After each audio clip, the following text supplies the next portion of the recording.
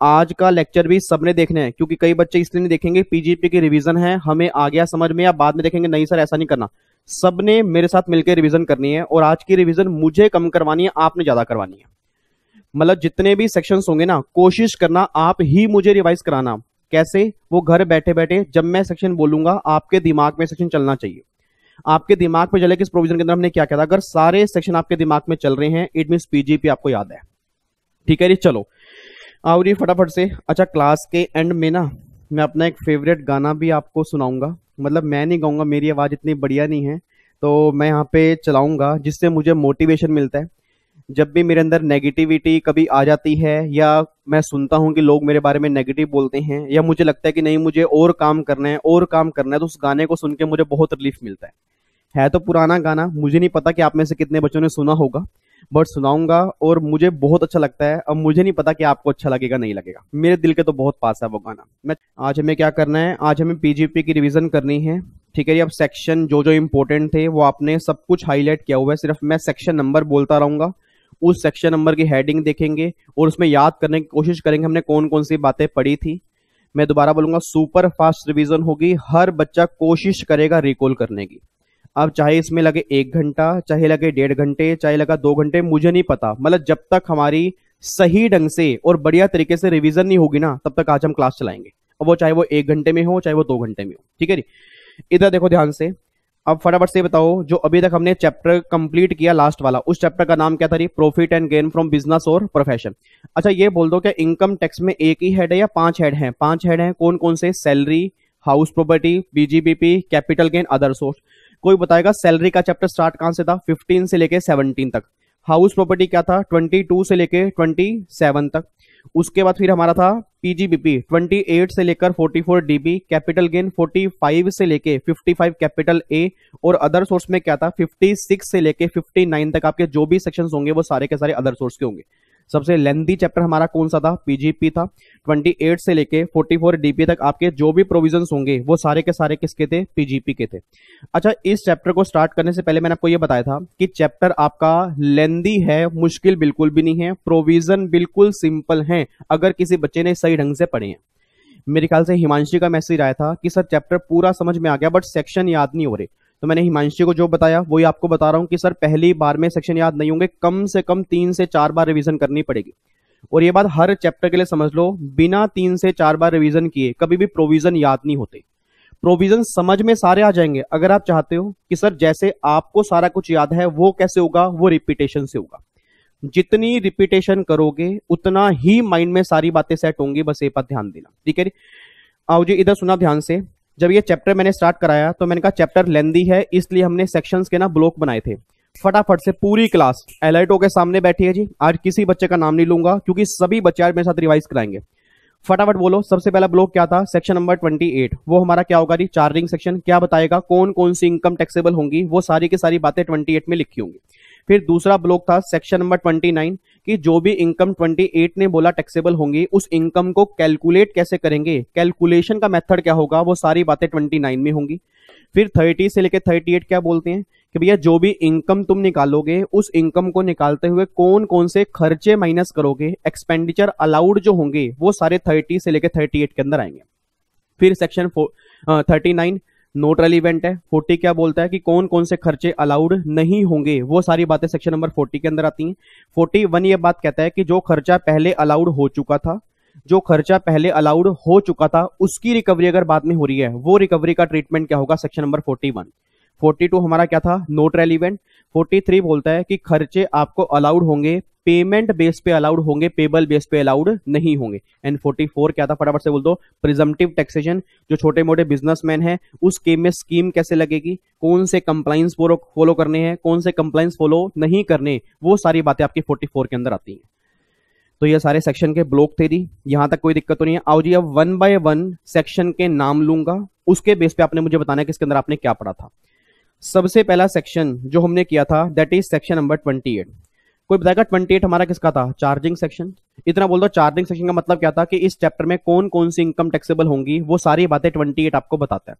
सबसे पहला पॉइंट क्या लिखा था कि बिजनेस और प्रोफेशन से आने वाली इनकम, वो जो इनकम होगी इस चैप्टर में टैक्सेबल होगी। अगर बिजनेस प्रोफेशन किसी भी टाइम आपने कैरी किया होगा, इनकम जो होगी वो आपकी इस साइड में टैक्सेबल होगी। दूसरा गवर्नमेंट कहते हैं जो भी आपके एक्सपोर्ट इंसेंटिव होंगे, फटाफट से बोल दो एक्सपोर्ट इंसेंटिव कितने थे, 5। कौन सा, सीसीएस हो गया, डीपीके हो गया, इंपोर्ट एंटाइटलमेंट लाइसेंस हो गया, ड्यूटी फ्री रिप्लेसमेंट सर्टिफिकेट हो गया और ड्यूटी एंटाइटलमेंट पासबुक हो गया। ये पांचों इंसेंटिव जो होंगे वो आपके यहाँ पे टैक्सेबल होंगे। उसके बाद मैंने कहा था कि अगर कोई बिजनेस या प्रोफेशन ना कैरी करने के लिए पैसा मिलेगा तो पैसा जो होगा वो टैक्सेबल कहां पर होगा, सेक्शन नंबर 28 पीजीपी के अंदर टैक्सेबल होगा। फिर मैंने कहा था कि अगर स्टॉक इन ट्रेड को कैपिटल एसेट में कन्वर्ट करोगे तो उस केस में इनकम टैक्सेबल कहां पर होगी, पीजीपी के अंदर टैक्सेबल होगी। फिर मैंने कहा था कि बिजनेस और प्रोफेशन अगर उससे रिलेटेड कोई भी गिफ्ट मिलेगा, कोई बेनिफिट मिलेगा, कोई परक्यूजिट मिलेगा विदाउट एनी एग्जम्पशन लिमिट जो होगा वो 28 में टैक्सेबल हो जाएगा। अच्छा याद करो, हमने 2-3 पॉइंट पेंडिंग किए थे 28 के, अब एक बार वो पढ़ लेना, आपको समझ में आ जाएंगे क्योंकि वो पॉइंट उससे रिलेटेड हैं जो सारे कॉन्सेप्ट हम पहले कर चुके हैं। ठीक है, तो 2 से 3 पॉइंट जो पेंडिंग थे अगर अब रीड करोगे उसको रीड करने में कोई भी दिक्कत नहीं आएगी। तो सिंपल सी बात क्या निकल के आ रही है, फटाफट से बोल दो पूरी क्लास कि सेक्शन 28 हमें क्या बताता है कि कौन कौन सी इनकम इस चैप्टर में टैक्सेबल होगी, उसकी लिस्ट जो है वो सारी की सारी बातें 28 में। पूरी क्लास मुझे लास्ट टाइम बोल दे, क्या पीजीपी के अंदर सिर्फ बिजनेस की इनकम टैक्सेबल है, क्या सिर्फ प्रोफेशन की इनकम टैक्सेबल है, या और भी इनकम टैक्सेबल है, और भी इनकम टैक्सेबल है। उसकी लिस्ट अगर कोई पूछे तो कहां पर होगी, सेक्शन 28 में, बस ये बात ध्यान देना। अगला सेक्शन नंबर 29, हाँ जी 29 में क्या लिखा हुआ है कि जो भी इनकम 28 में लिखी है उस इनकम को कैलकुलेट कैसे करेंगे, उस इनकम को कंप्यूट कैसे करेंगे, वो सारी की सारी बातें 29 में आती हैं। पूरी क्लास मुझे बोल दे, आज हर पर्सन जो है क्या एक P&L अकाउंट बनाएगा या 2 P&L account, 2 P&L account as per companies act और दूसरा क्या बनेगा एज पर इनकम टैक्स। पूरी फैमिली मुझे बता दे, जो नॉर्मल P&L होगा वो कंपनीज एक्ट वाला होगा। कंपनीज एक्ट के P&L को अगर इनकम टैक्स में कन्वर्ट करना है उसमें कुछ एडजस्टमेंट हमें करनी पड़ेगी। फटाफट से बोल दो एडजस्टमेंट कैसे करेंगे, पहले बताओ कितनी एडजस्टमेंट होंगी, 4। दो किसकी होंगी, खर्चों की, 2 किसकी होंगी, इनकम की। सबसे पहले बेस क्या बनेगा सर, बेस हमारा बनेगा नेट प्रॉफिट। कौन से वाला, इनकम टैक्स वाला, कंपनीज एक्ट वाला, कंपनीज एक्ट वाला। अब इस कंपनीज एक्ट के नेट प्रॉफिट में हम 4 एडजस्टमेंट करेंगे, 2 करेंगे खर्चे की, 2 करेंगे इनकम की। सबसे पहला पूरी क्लास मुझे उसी सुर के अंदर बोलेगी कौन सा खर्चा ऐड करेंगे, जल्दी बोलो सर, कौन सा खर्चा ऐड करेंगे, जो डेबिट किया हुआ था, डेबिट नहीं होना चाहिए, वो क्या कर दोगे ऐड। और कौन सा खर्चा माइनस करेंगे, जो डेबिट होना चाहिए था, डेबिट नहीं हुआ था, वो क्या कर देंगे माइनस। कौन सी इनकम माइनस करेंगे, जो क्रेडिट की हुई थी, क्रेडिट नहीं होनी चाहिए। और कौन सी इनकम ऐड करेंगे, जो क्रेडिट होनी चाहिए थी, क्रेडिट नहीं हुई थी। तो ये चारों एडजस्टमेंट करने के बाद जो आपके प्रॉफिट होंगे वो प्रॉफिट बिजनेस के होंगे, उसके बेस पे टैक्सेबिलिटी आएगी। ये सारी बातें 29 में हैं। तो मेरी पूरी फैमिली ये बात ध्यान दे कि जब भी एग्जाम में क्वेश्चन बनेगा वो चारों एडजस्टमेंट जो हैं वो आपके दिमाग में होनी चाहिए, उसके बेस पे ही क्वेश्चन सोल्व होगा, ये बात ध्यान देना। उसके बाद फिर जब सेक्शन 29 में ना हमने एक्सपेंडिचर की बातें की तो मैंने कहा जी एक्सपेंडिचर की ना 2 कैटेगरी होती हैं, एक तो होता है रिवेन्यू, एक होता है कैपिटल। अब भैया जो भी आपका रिवेन्यू खर्चा होगा अगर वो बिजनेस से रिलेटेड होगा फिर तो 100% अलाउड होगा, बट अगर कोई खर्चा कैपिटल है वो अलाउड तो होगा but in the ratio of depreciation. अब डेप्रीसिएशन कैसे मिलेगा, कब मिलेगा, वो भी हमें देखना है, और रिवेन्यू खर्चे कैसे अलाउड होंगे वो भी हमने देखना है। तो वो सारी की सारी बातें सेक्शन नंबर 30 से हमारी स्टार्ट होती है। तो अभी तक हमने 2 सेक्शन रिवाइज कर लिए। 28 ने बताया कौन सी इनकम टैक्सेबल है, 29 ने बताया जो इनकम टैक्सेबल है उसको कैलकुलेट कैसे करेंगे, वो सारी बातें 29 ने हमें बता दी। अब मैं आता हूं सेक्शन नंबर 30, फटाफट से बोल दो 30 में क्या लिखा है। 30 में लिखा है अगर कोई खर्चा बिल्डिंग से रिलेटेड होगा उसका ट्रीटमेंट क्या होगा, वो 30 आपको बताएगा। अगर कोई खर्चा प्लांट एंड मशीनरी या फर्नीचर से रिलेटेड होगा उसका ट्रीटमेंट क्या होगा, 31 आपको बताएगा। एक बच्चा कहता है सर अगर कोई खर्चा बिल्डिंग वाला होगा तो क्या मैं बताऊं, मैंने कहा आपनी पूरी क्लास मुझे बताएगी। याद करो, अगर कोई खर्चा बिल्डिंग वाला होगा, रिवेन्यू खर्चा है, ओनर ने किया है, 100% अलाउड है। अगर कोई खर्चा बिल्डिंग से रिलेटेड है, टेनेंट ने किया है, रिवेन्यू खर्चा है, 100% अलाउड है। और अगर वही खर्चा, सोच के बोल देना, अगर वही खर्चा कैपिटल नेचर का होगा और अगर ओनर ने किया होगा तो बिल्डिंग की कॉस्ट में ऐड कर देंगे, डेप्रीसिएशन अलाउड हो जाएगा। और अगर वही खर्चा टेनेंट ने किया होगा और कैपिटल नेचर का होगा तो फटाफट बताओ जी, एक्सप्लेनेशन 1 ये बात कहती है उसको डीम्ड बिल्डिंग मान के क्या अलाउड कर देंगे, depreciation, that is explanation 1 to section 32(1). तो सिंपल सी बात ये निकल के आती है कि आज रिवेन्यू खर्चा चाहे बिल्डिंग पर ओनर करे चाहे टेनेंट करे, दोनों केस में 100% अलाउड है। अगर कैपिटल खर्चा ओनर करेगा तो उस बिल्डिंग की कॉस्ट में ऐड हो जाएगा, वो क्लेम कर लेगा डेप्रिसिएशन। और अगर बिल्डिंग पर कैपिटल खर्चा टेनेंट करेगा तो जितना खर्चा उसने किया होगा ना, उस खर्चे के लिए डीम्ड बिल्डिंग मान के वो क्या क्लेम कर लेगा, डेप्रिसिएशन। ये सारी बातें हमने यहाँ पे की थी। फिर 31 ये बात कहता है कि जो बातें आपने 30 के अंदर पढ़ी ना, वही सेम बातें मेरे अंदर है। मतलब कहना क्या चाह रहा हूं, रिवेन्यू खर्चा चाहे ओनर करेगा चाहे टेनेंट करेगा, दोनों केस में 100% अलाउड है। बट अगर कैपिटल खर्चा ओनर करेगा तो मशीन की कॉस्ट में अलाउड होगा, डेप्रिसिएशन मिल जाएगा। बट अगर वही कैपिटल खर्चा टेनेंट करेगा तो उस केस में अलाउड नहीं होगा। तो मैंने कहा था इन दोनों सेक्शन में एक फर्क है कि जो किराएदार कैपिटल खर्चा करेगा बिल्डिंग वाले केस में, उस केस में तो अलाउड होगा, बट मशीनरी वाले केस में अलाउड नहीं होगा। बस ये पर ध्यान देना। तो ये सारी बातें हमने यहां तक की थी, यहां तक कोई दिक्कत तो नहीं है। अच्छा, आप सुनना ध्यान से।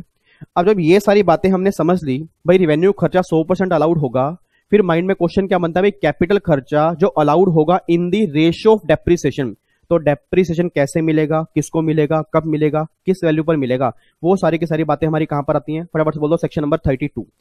सेक्शन 32 के कितने क्लोज हैं, 32(1)(1), 32(1)(2) और 32(1)(2)(a). फटाफट से बोल दो। 32(1)(1) किसका है जी, SLM मेथड। 32(1)(2) किसका है, नॉर्मल डेप्रिसिएशन। और 32(1)(2) किसका है, एडिशनल डेप्रिसिएशन। सबसे पहले हमने बात की थी 32(1)(2) की, नॉर्मल डेप्रिसिएशन।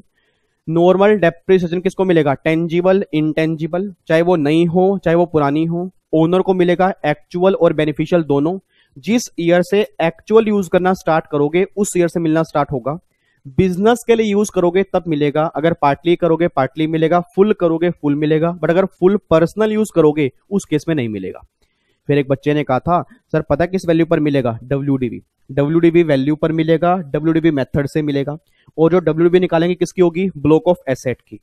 अब ये आपसे बढ़िया कोई नहीं जानता, पूरी क्लास मुझे answer they they. Block of asset का मतलब क्या होता है, सेम नेचर, हाँ नहीं, सेम नेचर और सेम परसेंटेज का जो एसेट का ग्रुप बनेगा ना, उसको हम बोलते हैं ब्लॉक ऑफ एसेट। ठीक है जी। और रेट कहां पे होंगे, आपके दिए होंगे इनकम टैक्स रूल्स में। 4 हमें याद है, बिल्डिंग पर 10%, फर्नीचर पर 10%, मशीन पर 15% और इनटेंजिबल एसेट्स पर 25%। ये सारी बातें हमने की थी। That is 32(1)(2). एक बात और बोलो, डेप्रिसिएशन क्लेम करना मैंडेटरी है ऑप्शनल है, मैंडेटरी है। और ये बात कहां लिखी थी, एक्सप्लेनेशन 5 टू सेक्शन 32(1), ये बात यहां पे लिखी हुई थी। फिर ये सारी बातें क्लेम करने के बाद ना, अब एक हमने किया प्रोविजन टू 32(1), जो ये बात कहते कि जिस ईयर में एसेट परचेज की है। ये कई बच्चे वीडियो बंद करने की तैयारी कर रहे हैं, कई बच्चे साथ में बोल नहीं रहे, और जो बड़े बोल नहीं रहे ना, उनको नहीं पता उनका कितना बड़ा नुकसान है। मैं कह रहा हूं चाहे जितना मर्जी बोलो, कोशिश करो बोलने की, आपको सब कुछ याद आएगा। और ये मत बोलना कि सर रिवीजन तो फास्ट चल रही है, फास्ट ही तो होगी ना, लाइक 15 लेक्चर लगाए हैं मैंने। अब उन 15 लेक्चर को अगर 1 से 1.5 घंटे में रिवाइज करवाना है तो फास्ट ही करवानी पड़ेगी ना मेरे नोनू। जबकि हम क्लास के स्टार्टिंग में भी हर बार रिवीजन करते थे। तो आज का मेरा मेन मोटिव क्या था कि कम से कम ना थोड़े बहुत पॉइंट्स ऐसा लगे कि आपको रिकॉल हो रहे हैं। और जब पूरा पीजीपी अच्छे से रिवाइज हो जाएगा, इस वीडियो को बार बार सुन लेना, आपको बहुत मजा आएगा, पीजीपी बढ़िया से रिवाइज होगा। और मैं इस वीडियो को ना ओपन भी ग्रुप में डाल दूंगा। ओपन का मतलब क्या है, जितनी मर्जी बार सुन लेना, इसमें कोई भी 4 व्यू की रिस्ट्रिक्शन नहीं होगी। आपकी ड्राइव पे तो आएगी, मैं ग्रुप में भी लिंक डाल दूंगा, जितनी मर्जी बार सुन लेना, ठीक है ना। तो इधर सुना ध्यान से। अब एक हमने की थी प्रोविजन टू 32(1), इसके अंदर क्या लिखा हुआ था कि जब एसेट परचेज करोगे, अगर सेम ईयर में यूज करोगे, याद करो मैंने कहा था कि अगर दोनों हाथ ऐसे होंगे, परचेज यहां पे यूज यहां पे लेस देन 180 है, उस केस में मिलेगा हाफ। बट अगर परचेज यहां पे है, यूज यहां पे है, तो उस केस में गवर्नमेंट कहती है प्रोविजो एप्लीकेबल नहीं होगी। तो जिस साल यूज किया होगा उस साल में पूरा डेप्रिसिएशन क्लेम कर सकते हो, हमें कोई दिक्कत नहीं है। तो रटने वाला बच्चा एक बात ध्यान दे, ये प्रोविजो एप्लीकेबल तब होगी अगर परचेज एंड यूज दोनों सेम ईयर में होंगे, और अगर यूज जो होगा वो लेस देन 180 होगा, उस केस में लगेगा, नहीं तो नहीं लगेगा। फिर हमने बात की थी एडिशनल डेप्रिसिएशन। बच्चा कहता है एडिशनल का मतलब ये होता है कि अगर कोई पर्सन कोई भी एसेट परचेस करे, हाँ जी फटाफट से बोल दो, कोई भी एसेट, नहीं क्या परचेस करे, न्यू प्लांट एंड मशीनरी। अगर कोई पर्सन नई प्लांट मशीनरी परचेस कर रहा है मैन्युफैक्चरिंग पर्पस के लिए या पावर जनरेशन के लिए, जितनी उसकी कॉस्ट होगी उसका 20% वो क्लेम कर सकता है। और मैंने कहा था अगर लेस देन 180 होगा तो 10% अभी क्लेम करेगा, बैलेंस 10 बाद में क्लेम करेगा। बट एक बात और बताओ, अगर बैकवर्ड एरिया है, फटाफट से नाम ले तो, बैकवर्ड एरिया में क्या कहता, बिहार, तेलंगाना, वेस्ट बंगाल, आंध्र प्रदेश। अगर इन 4 एरिया में फैक्ट्री लगाई है, इन 4 एरिया में नई मशीन परचेज की है, तो एडिशनल 35% मिलेगा, 20 नहीं मिलेगा। बट एक बात ध्यान देना, अगर बैकवर्ड एरिया में पावर जनरेशन की बात करूंगा तो हर केस में 20 मिलेगा, 35 नहीं मिलेगा, क्योंकि 35 मिलेगा सिर्फ मैन्युफैक्चरिंग वाले केस में। और अगर लेस देन 180 है तो 17.5 मिलेगा। 17.5 जो होगा वो अगले साल मिल जाएगा। मतलब मिलना मुझे 35 ही है, मिलना मुझे 20 ही है। या तो वो एक साल के अंदर मिल जाए, अगर नहीं मिलेगा तो अगले साल जो होगा मुझे बैलेंस मिल जाएगा, बस ये बात ध्यान देना। और ये WDV पर नहीं मिलेगा सर, कोस्ट पे मिलेगा। जो नॉर्मल है वो WDV पर है, एडिशनल जो है वो कोस्ट पर है, बस ये बात ध्यान देना। उसके बाद सेक्शन नंबर 32 AD, ये हमने क्या किया, इन्वेस्टमेंट अलाउंस। फटाफट से बोल दो, इन्वेस्टमेंट अलाउंस में क्या था, अगर बैकवर्ड एरिया में नई फैक्ट्री है, नई मशीन है, तो आपको 15% का डेप्रीसिएशन या डिडक्शन। और यहां पर मैंने बहुत जोर देके बोला था कि गलती से भी इस वैल्यू को WDV में से माइनस मत कर देना, क्योंकि ये डेप्रीसिएशन नहीं है, ये डिडक्शन है। और दूसरा फिर मैंने कहा था कि ये मिलेगा रेडी टू यूज से और ये मिलेगा पुट टू यूज से। और यहां पे ऐसा कोई भी कॉन्सेप्ट नहीं है लेस देन 180 वाला, क्योंकि वो लगता है डेप्रीसिएशन में, इस केस में वो कॉन्सेप्ट एप्लीकेबल नहीं होगा। और याद करो, जब मैंने क्वेश्चन क्लास में करवाए थे आपको मैंने दिखाया भी था कि पहले साल में मैं 65% पहले साल में 65% बेनिफिट ले सकता हूं अगर मेरी मैन्युफैक्चरिंग कंपनी जो है वो बैकवर्ड एरिया में है। फटाफट से बोल दो कैसे, 15% नॉर्मल, 35% एडिशनल और 15% एडी, टोटल मिला के 65% की डिडक्शन क्लेम कर सकता हूं पहले साल। ठीक है, ये हमारा 32 AD था। फिर ये सारी बातें कंप्लीट होने के बाद हमने की सेकंड प्रोविजो। सेकंड प्रोविजो में क्या लिखा हुआ है, याद करो, अमलगामेशन। नहीं आ रहा याद आएगा, क्यों नहीं आएगा, याद करो, अमलगामेशन, मर्जर, डीमर्जर। उस केस में डेप्रीसिएशन जो है वो पूरा नहीं मिलेगा, लेस देन 180 डेज वाला कॉन्सेप्ट लगेगा, या नंबर ऑफ डेज वाला, यस नंबर ऑफ डेज वाला। बच्चा ये बात कहता कि सर अमलगामेशन वाले केस में या सक्सेशन वाले केस में जितने जितने दिन भी जिस कंपनी ने यूज किया होगा उतने उतने दिन का वो क्लेम कर सकती है। ये सारी बातें हमने यहाँ पे की थी। और आपने ये भी कहा था कि डेप्रीसिएशन नंबर ऑफ डेज वाला कॉन्सेप्ट इनकम टैक्स में नहीं चलता, बट सिर्फ अमलगामेशन और सक्सेशन वाले केस में नंबर ऑफ डेज की बात होती है और कहीं पर भी नहीं होती। ये बात आपने हमें यहाँ पे बताई थी। उसके बाद फिर 32 हमने किया, अनएब्सॉर्ब डेप्रीसिएशन। फटाफट से बोल दो, अनएब्सॉर्ब डेप्रीसिएशन किसी भी हेड की किसी भी इनकम से खत्म कर सकता हूं, सैलरी और कैजुअल इनकम को छोड़ के। अगर खत्म हो गया अच्छी बात है, नहीं हुआ अगले साल जाएगा। अगले साल जाने के बाद भी किसी भी हेड की किसी भी इनकम से खत्म होगा, सैलरी और कैजुअल इनकम छोड़ के, और इनफिनिटी लाइफ तक कैरी फॉरवर्ड होगा। कोई 4 साल नहीं है, कोई 8 साल नहीं है, इनडिटर्मिनेट लाइफ है, मतलब इनफिनिटी है। एग्जाम में क्वेश्चन बन गया जी, अनएब्सॉर्ब डेप्रीसिएशन कितने साल तक कैरी फॉरवर्ड होगा, तो आंसर क्या आएगा, इनफिनिटी। बस ये बात ध्यान देना। ये बात हमने कहां की थी, 32(2) के अंदर। उसके बाद फिर एक सेक्शन हमने किया 43(1), दैट इज एक्चुअल कॉस्ट। फटाफट से बोल दो, एक्चुअल कॉस्ट का मतलब क्या है कि जो भी आपने परचेज के लिए पेमेंट की होगी उसमें जो भी खर्चे हुए होंगे वो सारे खर्चे आप ऐड करके एक्चुअल कॉस्ट निकाल दोगे। अब गवर्नमेंट कहते हैं कि अगर वैल्यू 10,000 तक है फिर तो हमें कोई दिक्कत नहीं है, बट अगर वैल्यू 10,000 से ऊपर है और तुम्हें पेमेंट करनी पड़ेगी अकाउंट पे चेक, अकाउंट पे ड्राफ्ट या ऑनलाइन, अगर तुम ऐसे पेमेंट करोगे फिर तो पेमेंट तुम्हारी कॉस्ट का पार्ट बनेगी। अगर तुमने पेमेंट की है कैश में वो तुम्हारी कॉस्ट का पार्ट नहीं बनेगी, और अगर कॉस्ट का पार्ट ही नहीं बनेगी तो डेप्रीसिएशन नहीं मिलेगा। बस ये पर ध्यान देना। तो सिंपल सी बात ये निकल के आ रही है कि 10,000 तक पेमेंट करो कोई दिक्कत नहीं है, 10,000 से अगर ऊपर पेमेंट करोगे और तुम चाहते हो कि उस पर डेप्रीसिएशन क्लेम कर पाऊं तो तभी क्लेम हो पाएगा अगर तुमने पेमेंट की होगी अकाउंट पे चेक से, अकाउंट पे ड्राफ्ट से या ऑनलाइन मोड से, नहीं तो तुम क्लेम नहीं कर सकते। बस ये बात ध्यान दो। उसके बाद फिर 43(6) ये हमारा किसका आता है, फटाफट से बोल दो, WDV का। ओपनिंग प्लस में परचेज माइनस में सेल, क्या निकल जाएगी, WDV, दैट इज 43(6). उसके बाद फिर 32(1) हमने किया, ये किसका है, SLM मेथड। याद करो, SLM मेथड क्या हर कंपनी को मिलता है या पावर वाली कंपनी को, सर पावर वाली कंपनी को। आज जो भी इलेक्ट्रिसिटी कंपनी है वो डेप्रीसिएशन क्लेम कर सकते हैं, WDV और SLM जो उनके पास ऑप्शन है। अब अगर SLM बेस यूज करूंगा तो मैंने कहा था उस केस में एडिशनल डेप्रीसिएशन क्लेम नहीं कर सकता। अच्छा, अगर SLM यूज करूंगा, फटाफट से बोल दो, अगर मान लो 16 की एसेट है, 10% SLM मेथड है, 6 साल यूज की, तो 60 लाख मुझे मिल चुका है डेप्रीसिएशन। जो 40 लाख मुझे गवर्नमेंट से और लेना है उसको हम क्या नाम देंगे, WDV। अब इतना बोल देना, अगर मैं 6 साल के बाद वो एसेट बेच दूंगा, और मेरा पूरी क्लास से क्वेश्चन है, अगर सेल प्राइस मेरा WDV से कम होगा उसको हम नाम क्या देंगे, terminal depreciation, that is section number 32(1)(3). और अगर सेल प्राइस मेरा डब्ल्यूडीबी से ज्यादा है, प्रॉफिट टैक्सेबल कहां होगा, पीजीपी, उसको नाम क्या देंगे, बैलेंसिंग चार्ज, दैट इज 41.2। और अगर सेल प्राइस मेरा कॉस्ट से भी ज्यादा होगा, उस केस में क्या आएगा, capital gain, that is section 50A। ये बात ध्यान देना। तो ये सारी बातें हम कर चुके हैं सर, ऐसे आंखें खोल के मत देखो। तो एक बच्चा गुस्सा हो गया, कह रहा है यार मेरे को समझ ही नहीं आ रहा, मैं तो सेशन ही बंद कर रहा हूं। कर दो, नालायक। समझ में कैसे आएगा, क्योंकि बीच में आपने बातचीत की है। एक बात मुझे नालायक को बताओ, हमने क्वेश्चन साथ साथ किए हैं। अब ये ऐसा मत बोलो समझ नहीं आ रहा, मैं ये कह रहा हूं कि अगर मैं बोल रहा हूं और अगर कुछ थोड़ी बहुत बातें भी दिमाग में आ रही है ना, इट मींस आपको चैप्टर याद आएगा। हाँ, अगर बिल्कुल ही ब्लैंक है, ये लग रहा है कि भाई चल क्या रहा है, फिर बहुत बड़ी दिक्कत है। बट अगर 10%, 20%, 30%, 40% भी बातें दिमाग में आ रही है कि ऐसा हमने क्लास में कुछ किया था, ये बहुत बड़ी बात है। ठीक है, और वो धीरे धीरे आ जाएंगे सर। जितनी बार रिवीजन करोगे, उसके बाद जब ये वीडियो देखोगे ना, ऑटोमेटिकली आपको याद आएंगे। आपको लग रहा है याद नहीं आ रहा, आपको सब कुछ याद आएगा। ठीक है जी, तो ये बात हमने यहाँ पे की थी। उसके बाद फिर एक सेक्शन 51 हमने किया, फटाफट से बोलो क्या था, ब्लॉक ऑफ एसेट वाला। पिक्चर अभी बाकी है, और 52 का मतलब क्या था, पिक्चर खत्म हो चुकी है। कोई बच्चा मुझे ये बता दे, पिक्चर अभी बाकी है का मतलब क्या था। पिक्चर बाकी का मतलब है अभी ब्लॉक एग्जिस्ट करता है, और पिक्चर खत्म हो चुकी है उसका मतलब क्या था, कि पिक्चर खत्म होने का मतलब होता है ब्लॉक खत्म हो गया। अब अगर पिक्चर बाकी है, इट मींस अगर ब्लॉक बचा है, अगर ब्लॉक आपका बचा है, तो उस केस के अंदर मैंने कहा था या तो आपका, एक सेकंड रुकना, लाइट चली गई है यार, मैंने वीडियो 2 मिनट सेव कर रहा हूं,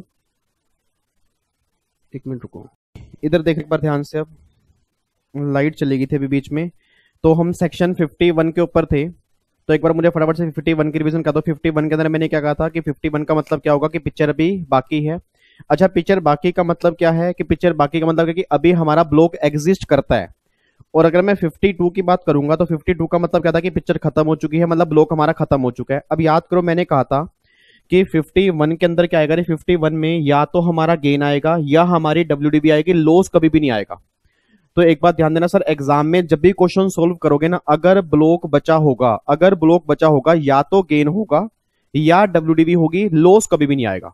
और अगर पिक्चर ही खत्म हो चुकी है, उस केस में क्या था, फिर या तो गेन होगा या लॉस होगा, उस केस में डब्ल्यूडीबी एग्जिस्ट नहीं करेगी। बस ये पर ध्यान दो, ठीक है जी। और एग्जाम में 100% चांसेस हैं कि क्वेश्चन 51 एंड 52 का बनेगा। तो बस आपको एक बात देखनी है कि जब भी हम क्वेश्चन सोल्व करेंगे, कि उसमें ब्लॉक हमारा एग्जिस्ट करता है या नहीं करता। अगर ब्लॉक एग्जिस्ट करेगा, भाई सिंपल सी बात है, अगर पिक्चर बाकी है, उस केस में फिर या तो गेन आएगा या डब्ल्यूडीबी आएगी, लॉस कभी नहीं आएगा। और अगर पिक्चर ही खत्म हो चुकी है, तो फटाफट से बोल दो क्या होगा, फिर या तो गेन आएगा या लॉस आएगा, डब्ल्यूडीबी एग्जिस्ट नहीं करेगी। ये हमारा 51 एंड 52 था, ठीक है जी। तो अभी तक हमने इस स्लाइड में जितने भी सेक्शन हैं, ये सारे हमने रिवाइज कर लिए। फटाफट से 1 मिनट का टाइम दे रहा हूं, सारे सेक्शन ना, सेक्शन नंबर पढ़ के अपने माइंड में रिकॉल करने की कोशिश करो कि अभी तक हमने क्या रिवाइज किया। मैं भी साथ में रिवाइज करूंगा, आप भी रिवाइज करो। 1 2 3 स्टार्ट। सेक्शन नंबर 28 में था चार्जिंग सेक्शन, कौन कौन सी इनकम टैक्सेबल होती है, ठीक है। 29 बताता है कौन कौन सी इनकम जो 28 में इनकम आती है, तो वो उसको कैलकुलेट कैसे करते हैं, 29 का मैटर है। उसके बाद सेक्शन नंबर 30 में था बिल्डिंग वाले खर्चे का ट्रीटमेंट क्या होगा, अगर कोई रिवेन्यू खर्चा हो या कैपिटल खर्चा हो, उसका बात आती है। फिर 31 में सर ने कहा था मशीन और फर्नीचर वाले खर्चे, उसका ट्रीटमेंट क्या होगा, वो आता है।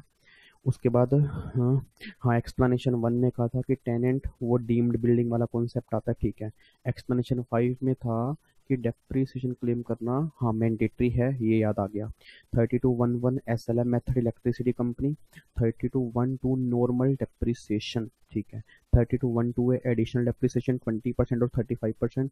3213 3213 क्या था, 3213 क्या था, 3213 हाँ याद आ गया, टर्मिनल डेप्रिसिएशन। अगर सेल प्राइस डब्ल्यूडीबी से कम होता है तो उसमें टर्मिनल डेप्रिसिएशन आता है। फिर 43(1) हमारा एक्चुअल कॉस्ट का आता है। फिर प्रोविजन टू 32(1) अगर लेस देन 180 डेज यूज करेंगे तो डेप्रिसिएशन 50% मिलेगा। फिर सेकंड प्रोविजन टू 32(1) में क्या आता है, सेकंड प्रोविजो क्या था, हाँ सेकंड प्रोविजो में कि डेप्रिसिएशन अमलगमेशन वाले केस में नंबर ऑफ डेज वाले कॉन्सेप्ट पे अलाउड होगा। मतलब गवर्नमेंट ने कहा था कि ऑथराइज सर ने कहा था कि पूरा होता है, बट इस केस में नंबर ऑफ डेज वाला कॉन्सेप्ट लगता है।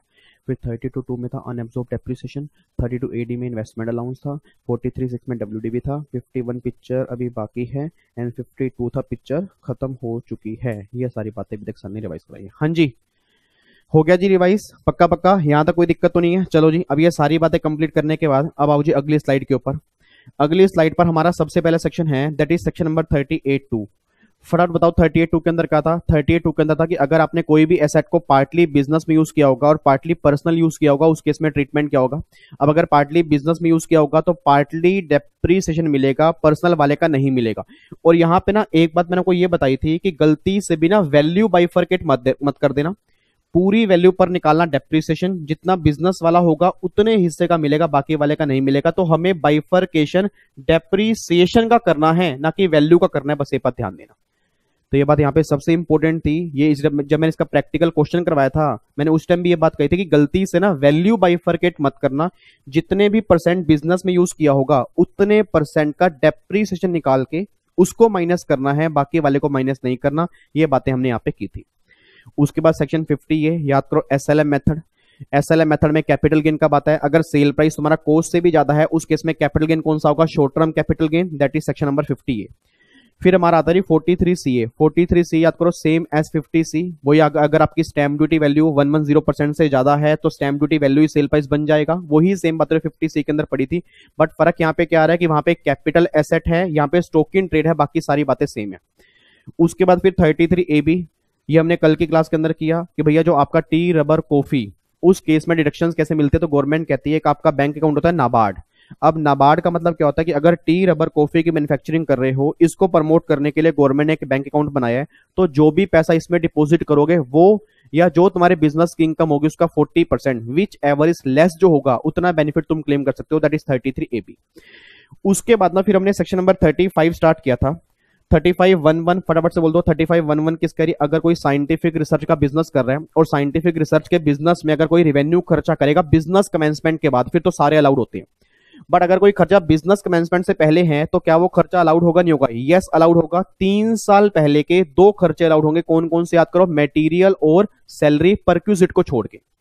अब मुझे नहीं पता कितने बच्चों को ध्यान आएगा सर। 35.11 था कि अगर कोई साइंटिफिक रिसर्च वाला बिजनेस कर रहा है जो रिवेन्यू खर्चा करेगा बिजनेस कमेंसमेंट के बाद, फिर तो सारा अलाउड है। और अगर बिजनेस कमेंसमेंट से पहले करेगा, 3 साल पहले के सारे खर्चे अलाउड नहीं है, सिर्फ 2 खर्चे अलाउड हैं, मेटीरियल और सैलरी परक्यूजिट को छोड़कर ये अलाउड होंगे। और अलाउड भी किस साल में होंगे, जिस साल बिजनेस कमेंस करोगे ना उस साल अलाउड होंगे, बस ये बात ध्यान दो, दैट इज 35.11। उसके बाद फिर 35.12 क्या कहता है, 35.12 ये बात कहता है कि अगर स्पेसिफाइड इंस्टीट्यूट को हमने डोनेशन दी है तो 100% की डिडक्शन हम क्लेम कर सकते हैं। 35.11 के अंदर भी 100% था और 35.12 में भी कितना था, 100% था। उसके बाद फिर आपका 35.12 है, ये हमारा क्या था कि अगर कोई कंपनी इंडिया में इनकॉर्पोरेट हुई है, उसको पेमेंट कर रहे हैं, वो हमारे बिजनेस के लिए रिसर्च कर रही है, तो कितने डिडक्शन मिलेगी, 100% की। 35.12 के अंदर था। 35.13 था अगर हमने एजेंसी को पेमेंट की है जो रिसर्च कर रही है, सोशल साइंस या स्टैटिस्टिकल रिसर्च कर रही है, तो जो हमने पेमेंट की होगी 100% का बेनिफिट हम क्लेम कर सकते हैं 35.13 के अंदर। फिर 35.14 हमारा क्या था, 35.14 हमारा था कि अगर साइंटिफिक रिसर्च के लिए हमने कोई कैपिटल खर्चा किया है लैंड को छोड़ के। याद करो, साइंटिफिक रिसर्च के लिए अगर हमने कोई कैपिटल खर्चा किया लैंड को छोड़ के तो वो सारा अलाउड होगा। बिजनेस कमेंसमेंट के बाद आपको अलाउड होगा लैंड को छोड़ के। बिजनेस कमेंसमेंट से पहले भी खर्चे अलाउड होंगे, बट यहाँ पे 3 साल पहले के अलाउड होंगे और यहाँ पर भी लैंड वाला खर्चा अलाउड नहीं होगा। और एक बात मैंने आपको और बताई थी कि जो खर्चा 35.14 में अलाउड हो चुका है, तो सोच के बोला मैंने क्या कहा था कि वहां पे डेप्रीसिएशन नहीं मिलेगा। रीजन बिंग, जब 100% कॉस्ट ही आप डेबिट कर चुके हो तो उस केस में डेप्रीसिएशन वाली कोई भी बात यहाँ पे नहीं आती। ये बात हमने यहाँ पे की थी। अच्छा, इसके साथ ना फिर एक सेक्शन हमने और भी किया था कि अगर साइंटिफिक रिसर्च वाली एसेट है उस पे आपने 100% बेनिफिट क्लेम कर लिया, उसके बाद आप उसको बेच देते हो, तो याद करो मैंने कहा था 2 केस होंगे, या तो आप डायरेक्टली बेच दोगे या बिजनेस में यूज करने के बाद बेचोगे। पूरी क्लास मुझे आंसर देगी अगर साइंटिफिक रिसर्च वाली एसेट को मैंने डायरेक्टली बेच दिया, तो याद करो सेक्शन नंबर 41(3) मैंने कहा था जितने की रिकवरी होगी वो रिकवरी टैक्सेबल होगी पीजीपी के अंदर, बट अगर को रिकवरी कॉस्ट से भी ज्यादा होगी फिर वो कहां जाएगी, कैपिटल गेन। ये बात हमने 41(3) में की थी। ऐसे मत देखो, नोट्स खोलो नोट्स, और 41(3) साइंटिफिक रिसर्च या चेक करो। जब मैंने एक डायग्राम आपको यहाँ पे दिखाया था और मैंने कहा था कि अगर साइंटिफिक रिसर्च वाली एसेट है वो साइंटिफिक रिसर्च वाले बिजनेस से अब खत्म हो रही है, उस केस में 2 केस मैंने करवाए थे, या आपने मार्केट में बेची बिना बिजनेस में यूज किए या मार्केट के अंदर बेची बिजनेस में यूज करने के बाद। जब मैंने कहा था बिना बिजनेस में यूज किए तो जो रिकवरी होगी वो टैक्सेबल होगी पीजीपी के अंदर, और अगर वो रिकवरी कॉस्ट से ऊपर होगी तो एडिशनल रिकवरी कैपिटल गेन के अंदर भी जाएगी। और एक बात और बताओ, अगर आपने उसको बिजनेस में यूज किया तो याद करो मैंने कहा था कोस्ट मानेंगे नील, कोस्ट मानेंगे नील, फिर उस केस में सेक्शन 50 और सेक्शन 43(6) जो है वो एप्लीकेबल होगा। ये बातें हमने यहाँ पे की थी। उसके बाद फिर 35 2AA ये क्या था रही, अगर पेमेंट करोगे आईआईटी को और आईआईटी आपके बिजनेस के लिए रिसर्च कर रही है, डिडक्शन आपको मिल जाएगी 100% की। उसके बाद 35 2A भी है, अगर कोई कंपनी, याद करो अगर कोई कंपनी इन हाउस रिसर्च करती है उसमें करने में जो भी खर्चा करेगी डिडक्शन मिलेगी 100% की, लैंड और बिल्डिंग को छोड़ के। अच्छा, अब जो बच्चे पुराने बच्चे भी रिवीजन क्लास देखेंगे, पुराने का मतलब जिनके पास ऑप्शन 1 है, तो उन्होंने क्लास में 150% किया होगा, तो वो घबराएं मत, अमेंडमेंट हम क्लास में कर लेंगे। आपने जो रिवीजन में करा रहा हूं ये फुली अपडेटेड है जून के लिए। तो अगर कुछ ऑप्शन 1 वाले बच्चों को ये बातें नहीं समझ में आ रही, घबराना नहीं है। जहां 150% आपने क्लास में किया था वहां पे अब 100% हो चुका है, फर्क सिर्फ इतना सा है, बाकी कॉन्सेप्ट सारे सेम है। फर्क क्या है कि 150 वाला कितना हो गया 100%, बाकी सारी बातें सेम ही है। उसके बाद फिर 37 2B, याद करो 37 2B क्या था, अगर पॉलिटिकल पार्टी की मैगजीन में कोई भी एडवर्टीजमेंट करवा रहे हो तो वो खर्चा आपको अलाउड होगा नहीं होगा, वो खर्चा आपको अलाउड नहीं होगा। तो पॉलिटिकल पार्टी की मैगजीन में कोई भी एडवर्टीजमेंट होगी वो खर्चा आपको अलाउड नहीं किया जाएगा, दैट इज 37 2B। उसके बाद फिर 35 CCC, याद करो एग्रीकल्चर एक्सटेंशन, कि अगर एग्रीकल्चर एक्सटेंशन के लिए कोई भी खर्चा करेंगे, जो खर्चा करेंगे डिडक्शन कितनी मिलेगी 100% की, 35 CCC। उसके बाद फिर आपका आता है स्किल डेवलपमेंट, अगर कोई खर्चा स्किल डेवलपमेंट के लिए किया, जो आपने खर्चा किया होगा 100% की आप डिडक्शन क्लेम कर सकते हो, दैट इज 35 CCD। उसके बाद फिर आपका 35A बेबी और 35 ABA, ये दोनों मैंने कहा था सेम है। याद करो एक के अंदर मैंने कहा था कि अगर टेलीकम्युनिकेशन कंपनी ने लाइसेंस लिया, उस लाइसेंस की पेमेंट की है गवर्नमेंट ऑफ इंडिया को, या स्पेक्ट्रम लिया उसकी पेमेंट की है गवर्नमेंट ऑफ इंडिया को, तो जितने साल का वो लाइसेंस होगा या जितने साल के लिए वो स्पेक्ट्रम मिला होगा उतने साल से डिवाइड करके हर साल वो खर्चा अलाउड करेंगे, बस ये पर ध्यान देना। तो सिंपल सी बात ये निकल के आ रही है जी, जो भी खर्चा होगा टोटल एक्सपेंडिचर जो होगा उसको डिवाइड करेंगे नंबर ऑफ ईयर से, हर साल उतना खर्चा हम डेबिट कर लेंगे। बट एक पॉइंट हमने यहाँ पे और भी किया था कि अगर टेलीकम्युनिकेशन कंपनी ने 10 साल का लाइसेंस लिया, अगर उससे पहले ये लाइसेंस बेच दिया, उस केस में क्या होगा, याद करो मैंने कहा था कि जब वो बेचेगा उसका सेल प्राइस, यहां पर मैंने क्या कहा था, यहां पे WDV नहीं होगा, अनअमोर्टाइज कॉस्ट होगा, और अगर उसका सेल प्राइस अनअमोर्टाइज कॉस्ट से कम है तो मैंने कहा था डिडक्शन क्लेम कर सकते हो। अगर उससे ज्यादा है टैक्सेबल होगा पीजीपी में, और अगर रिकवरी कॉस्ट से भी ऊपर होगी तो वो कैपिटल गेन में टैक्सेबल होगी। ये सारी बातें हमने यहाँ पे की थी, ठीक है जी। उसके बाद फिर एक सेक्शन 35D हमने किया, याद करो 35D मैंने आपको होमवर्क दिया था, उम्मीद करता हूं आपने कर लिया होगा। इसके अंदर वैसे कुछ भी नहीं था, इसके अंदर लिखा हुआ है कि अगर आपने बिजनेस कमेंसमेंट से पहले कोई भी खर्चे किए होंगे, अगर बिजनेस कमेंसमेंट से पहले कोई भी खर्चे किए होंगे तो आपको 5 इक्वल इंस्टॉलमेंट के अंदर क्या हो जाएंगे, अलाउड हो जाएंगे। अगर मैं 35D की बात करता हूं, उसकी हेडिंग थी amortisation of certain preliminary expenditure, कि अगर आपने बिजनेस कमेंसमेंट से पहले कोई भी खर्चे किए होंगे 5 इंस्टॉलमेंट के अंदर अलाउड होंगे। बट एक बात ध्यान देना, जो भी खर्चे अपने बिजनेस कमेंसमेंट से पहले किए ना, उसको कंपेयर करोगे कि जो तुम्हारी प्रोजेक्ट की कॉस्ट है, मतलब जो तुम प्रोजेक्ट लगाना चाह रहे हो उसकी जो कॉस्ट है उसके 5% से ज्यादा नहीं होने चाहिए। अब विनय कहता सर सही बताएं, होमवर्क तो आपने दिया था, हमने पढ़ भी लिया था, समझ में भी आ गया था, बट एक कॉस्ट ऑफ प्रोजेक्ट वाला जो पॉइंट अभी आपने बोला ना, हमें बस ये समझ में नहीं आया था। दोबारा समझा दूं, इधर देखो ध्यान से, एक बात मैंने सोच के बोलना, समझाना तो मुझे ही था, मुझे पता था कि आप नालायक हो, आपने कई बच्चों तो होमवर्क भी नहीं किया होगा इस चक्कर में कि सर तो करवा ही देंगे। इधर देखो ध्यान से, अगर आपने 35D पढ़ा हो, उसके अंदर आपने कई खर्चों की लिस्ट पढ़ी होगी, वो सारे के सारे खर्चे बिजनेस कमेंसमेंट से पहले के हैं, गवर्नमेंट कहती है वो सारे खर्चे अलाउड कर देंगे 5 इंस्टॉलमेंट के अंदर। बट जो भी तुम्हारे खर्चे हैं वो कॉस्ट ऑफ प्रोजेक्ट के 5% से ज्यादा नहीं होने चाहिए। अब एक कॉस्ट ऑफ प्रोजेक्ट का मतलब क्या है कि जो मैं बिजनेस स्टार्ट करने जा रहा हूं उसकी कॉस्ट कितनी है। लेट्स टेक एन एग्जांपल, उस बिजनेस की कॉस्ट जो है ना वो 100 लाख रुपए है, और मैंने कमेंसमेंट से पहले जो खर्चा किया वो 8 लाख रुपए किया, तो गवर्नमेंट कहती है 8 लाख रुपए खर्चा तुझे अलाउड हो जाएगा, हमें कोई दिक्कत नहीं है, बट इसके 5% से वो खर्चा ज्यादा ना हो। तो अगर 100 लाख का 5% निकालूंगा तो कितना आएगा, 5 लाख, ये कितना है 8 लाख, 3 लाख रुपए ज्यादा है, तो खर्चे जो अलाउड होंगे ना 5 लाख ही होंगे, 3 लाख खर्चे जो एडिशनल है वो अलाउड नहीं होंगे, बस ये बात ध्यान देना।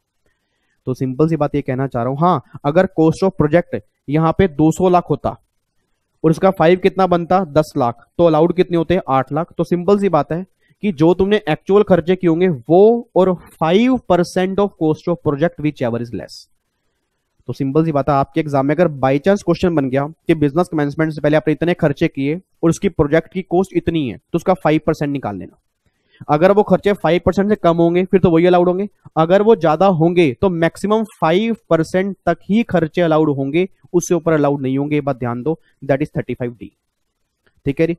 उसके बाद फिर एक सेक्शन 47 याद करो जी। अगर कोई एम्प्लॉयर अनरिकॉग्नाइज फंड के अंदर कंट्रीब्यूट करता है, चाहे वो अनरिकॉग्नाइज प्रोविडेंट फंड है, चाहे वो ग्रेचुटी फंड है, चाहे वो पेंशन फंड है, अगर वो अनरिकॉग्नाइज है तो कोई भी पैसा उसके हाथ में अलाउड नहीं होगा। दैट इज 48(7) और 48(9), ये बातें हमने यहाँ पे की थी। उसके बाद फिर सेक्शन नंबर 35E याद करो, ये भी आपको होमवर्क दिया था कि अगर कोई खर्चा है, एक्सपेंडिचर किया है एक्सट्रैक्शन और प्रोस्पेक्शन के लिए, तो जो भी आपने खर्चा किया होगा, याद करो आपने क्लास के अंदर पढ़ा होगा, सॉरी घर के अंदर करा होगा कि वो खर्चे जो होंगे वो 10 इंस्टॉलमेंट के अंदर आपको अलाउड होंगे। आपने जब होमवर्क किया होगा, ऐसे मत देखो मुझे, बच्चे से घूर घूर को देख रहा है, कह रहा हेलो ये आपने करवाया था। याद करो नालायको, 35D और E होमवर्क दिया था, एक बार देख लेना। और मैंने हर क्लास में दोबारा होमवर्क दिया ताकि आपको याद आए। बच्चे कहता हर बार हमने किया ही नहीं था। तो इधर सुनो ध्यान से, अब जो ऑयल की एक्सट्रैक्शन और ऑयल की प्रोस्पेक्शन पे जो भी खर्चा होगा, ये ध्यान देना कि वो 5 साल में नहीं 10 साल में अलाउड होगा, 10 इंस्टॉलमेंट के अंदर अलाउड होगा। और अगर बिजनेस कमेंसमेंट से 4 साल पहले कोई खर्चे किए हैं वो भी आपको अलाउड हो जाएंगे। मतलब बिजनेस कमेंसमेंट के बाद तो खर्चे अलाउड होंगे ही होंगे, बिजनेस कमेंसमेंट के 4 साल पहले भी खर्चे अलाउड होंगे। ये आपने 35E के अंदर पढ़ा होगा, अब जाके पढ़ लेना, आपको समझ में आ जाएगा। ठीक है, तो मैं ऐसा क्यों कहना चाह रहा हूं कि याद करो, नॉर्मली आपने पढ़ा होगा, यहाँ पे एक सेक्शन था हाँ 35DD, इसके अंदर आपने क्या पढ़ा, अमलगामेशन वाले खर्चे अलाउड होते हैं 5 इक्वल इंस्टॉलमेंट के अंदर, दैट इज 35DD। VRS, अगर एम्प्लॉयर ने एम्प्लॉय को VRS दिया, वो वाले खर्चे अलाउड होते हैं 5 इक्वल इंस्टॉलमेंट के अंदर, 35DD है। उससे पहले हमने किया 35D, बिजनेस कमेंसमेंट से पहले वाले खर्चे अलाउड होते हैं 5 इक्वल इंस्टॉलमेंट के अंदर। तो कहीं आपके दिमाग में 5 साल बैठ ना जाए, इसलिए मैंने कहा था कि 35E में ध्यान रखना, यहां पे 10 साल है। ठीक है, तो यहां पे 10 साल है, बाकी इस और उस वाले सेक्शन में 5 साल है। उसके बाद 35AD, फटाफट बोलो 35AD में क्या था, 14 बिजनेस थे, उन 14 में से कोई भी बिजनेस स्टार्ट करोगे, डिडक्शन कितनी मिलेगी, 100% की आपको डिडक्शन मिलेगी। अब 14 बिजनेस पूरी क्लास अलर्ट हो गए, फटाफट से मुझे रिवाइज करवा दे। 14 बिजनेस कौन कौन से हैं? सबसे पहला क्या था, कोल्ड चेन फैसिलिटी। दूसरा हमारा क्या था, warehousing facility for agriculture produce. तीसरा हमारा था हॉस्पिटल, मिनिमम 100 पेशेंट बेड। चौथा हमारा था housing project, affordable housing scheme जो होती है। पांचवा प्रोडक्शन ऑफ फर्टिलाइजर। छठा था पाइपलाइंस फॉर पेट्रोलियम और नेचुरल गैस। सातवां था होटल, मिनिमम 2 स्टार और अबव कैटेगरी। आठवां था स्लम रिहेबिलिएशन, स्लम रीडेवलपमेंट। फिर 9 हमारा था ICD और CFS। फिर 10 हमारा था 10 था warehousing facility for sugar. फिर 11 हमारा था बी कीपिंग और प्रोडक्शन ऑफ हनी। 12 हमारा था सेमी कंडक्टर वेफर फैब्रिकेशन की मैन्युफैक्चरिंग। 13 हमारा था स्लरी पाइपलाइन फॉर आयरन और। एंड लास्ट था, वो तो सबको याद होगा, बिपाशा, बिजली पानी सड़क इंफ्रास्ट्रक्चर वाले जो बिजनेस हैं। ये 14 में से कोई भी बिजनेस स्टार्ट करोगे 100% इन्वेस्टमेंट तुम्हें अलाउड हो जाएंगी 3580। ठीक है जी। उसके बाद फिर सेक्शन नंबर 36 हमने किया। याद करो 36 में भी काफी सारे पॉइंट हमने किए थे कि अगर कोई खर्चा इसमें अलाउड होगा तो 36 में कवर हो जाएगा। अब कौन कौन से तेरी फटाफट से याद करो। अगर कोई स्टॉक का इंश्योरेंस है, अगर कोई स्टॉक का इंश्योरेंस है उसका प्रीमियम पे करोगे 36 में अलाउड है। फिर दूसरा था अगर एम्प्लॉयर ने एम्प्लॉय की हेल्थ का इंश्योरेंस करवाया, उसका प्रीमियम पे किया 36 में अलाउड है। फिर बोनस और कमीशन पे किया 36 में अलाउड है। इंटरेस्ट ऑन बोरोड कैपिटल, तो जो इंटरेस्ट पे करोगे वो आपका अलाउड है। उसके बाद जीरो कूपन बॉन्ड, अगर डिस्काउंट पे इशू हुए तो जितने साल के वो जीरो कूपन बॉन्ड थे उतने साल से डिवाइड करके जो लॉस आएगा वो आप अलाउड कर दोगे। फिर मैंने कहा था जी अगर कोई एनिमल बिजनेस में यूज कर रहे हो, उसको सेल करने में कोई भी लॉस हुआ वो आपको अलाउड होगा। अगर एम्प्लॉयर, याद करो, अगर एम्प्लॉयर उसके अंदर कंट्रीब्यूट करता है रिकॉग्नाइज प्रोविडेंट फंड के अंदर, अप्रूव सुपर एनिमेशन फंड के अंदर, ग्रेचुटी फंड के अंदर, पेंशन फंड के अंदर, अगर वो अप्रूव हैं 36 में वो डिडक्शन क्लेम कर सकते हैं। ठीक है जी। और एक मैंने और भी कहा था सिक्योरिटी ट्रांजैक्शन टैक्स पे करोगे या कोमोडिटी ट्रांजैक्शन टैक्स पे करोगे, वो बेनिफिट आपको मिल जाएगा। और अगर फैमिली प्लानिंग पर किसी भी कंपनी ने खर्चा किया, वो रिवेन्यू है 100%, और अगर कैपिटल होगा तो 5 इक्वल इंस्टॉलमेंट में आपको अलाउड होगा। फिर मैंने कहा था बेड डेट्स जो होंगे, बेड डेट्स अगर होंगे तो आपको अलाउड हैं, बट प्रोविजन अलाउड नहीं है। प्रोविजन सिर्फ बैंकिंग कंपनी वाले केस में अलाउड हैं। अगर वो इंडियन बैंक हैं तो 8.5%, और अगर फॉरेन बैंक हैं तो 5%। ये सारी बातें हमने यहां पे की थी। बच्चा कहता है मैं तो ये समझ नहीं आ रहा आपको सारा याद कैसे? अभी आपके सामने सेक्शन नंबर है, बुक कोई खुली नहीं है, आप दबा दब बोलते जा रहे हो, कैसे? रिपीटेशन। सर एक बार सोच के बताओ, जब मैं डेली ही इस बात को पढ़ूंगा तो याद कैसे नहीं होंगे? और यही मैं आपको बोलता हूं, ये जो रिवीजन क्लास है ना, इसका मोटिव ये नहीं है कि आपको 100% समझ में आएगा। मैंने क्या बोला, 10, 20, 30% भी आ रहा है, ये बहुत बड़ी बात है। क्योंकि सर बाकी जो 100% पर अगर पहुंचना है ना, उसके लिए 4 रिवीजन करनी होगी, तब पहुंच जाओगे 100%। बट अगर आप ये सोचो कि 15 लेक्चर खत्म किए हैं, रिवीजन करें, 100% समझ में आए, वो तो किसी के साथ भी नहीं, इवन मेरे साथ भी नहीं हो सकता था। तो आज अगर मेरे साथ भी ऐसा है, वो इतनी रिवीजन करने के बाद है, ये बात ध्यान देना। और अगर आप इतनी रिवीजन 4 से 5 रिवीजन करोगे तभी आप इस लेवल पे आओगे। तो घबराने की बात नहीं है, दिल में घबराहट ना हो, टेंशन ना हो, इस चीज की खुशी हो कि मुझे कुछ तो याद आ रहा है, ना कि इस चीज का दुख हो कि मुझे इतना कम क्यों याद आ रहा है। ठीक है नी? उसके बाद आ जाओ सेक्शन नंबर 37। फटाफट बोलो 37 में क्या था? 37 में था कि अगर कोई खर्चा कहीं पर भी अलाउड नहीं हुआ, अगर कोई खर्चा कहीं पर भी अलाउड नहीं हुआ, वो रिवेन्यू नेचर का है, बिजनेस का है, इलीगल नहीं है, CSR वाला नहीं है, 100% बिजनेस के लिए है, तो वो खर्चा जो होगा, एक सेकंड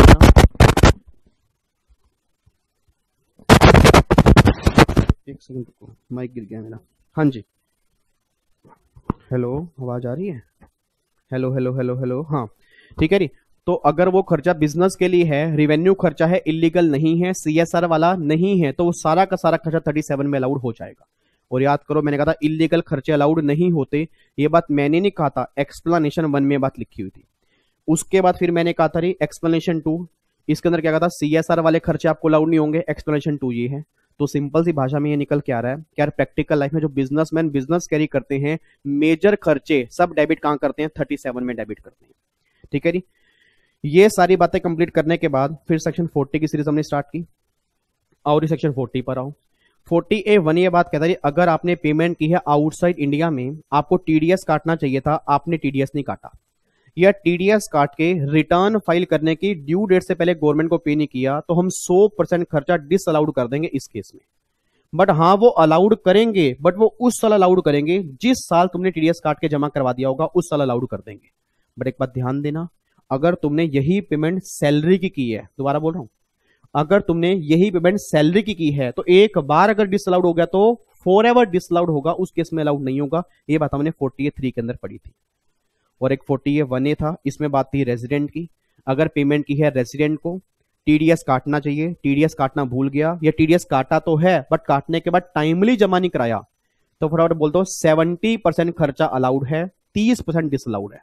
और जो 30% डिसअलाउड हुआ, ये अलाउड हो जाएगा किस साल? जिस साल TDS काट के जमा करवा दोगे। ये बात हमने 40A1A के अंदर पढ़ी थी। फिर 40A2 किसका था? 40A2 फटाफट बोल दो, डायरेक्ट टैक्स से रिलेटेड कोई भी खर्चे होंगे वो सारे के सारे इनकम टैक्स में डिसअलाउड होंगे। ये बात हमने 40A2 के अंदर की। उसके बाद फिर 40B पार्टनरशिप फर्म वाला, इसका तो प्रैक्टिकल क्वेश्चन भी किया था कि अगर पार्टनरशिप फर्म के 2 पार्टनर है, working partner, non working partner, अगर नॉन वर्किंग पार्टनर को सैलरी बोनस कमीशन पे कर रहे हैं, 100% डिसअलाउड होगा। नॉन वर्किंग पार्टनर को इंटरेस्ट पे कर रहे हैं, अलाउड होगा, क्योंकि कैपिटल उसकी भी लगी है, 12% अलाउड होगा। 12 से ऊपर वाला क्या हो जाएगा? डिसअलाउड।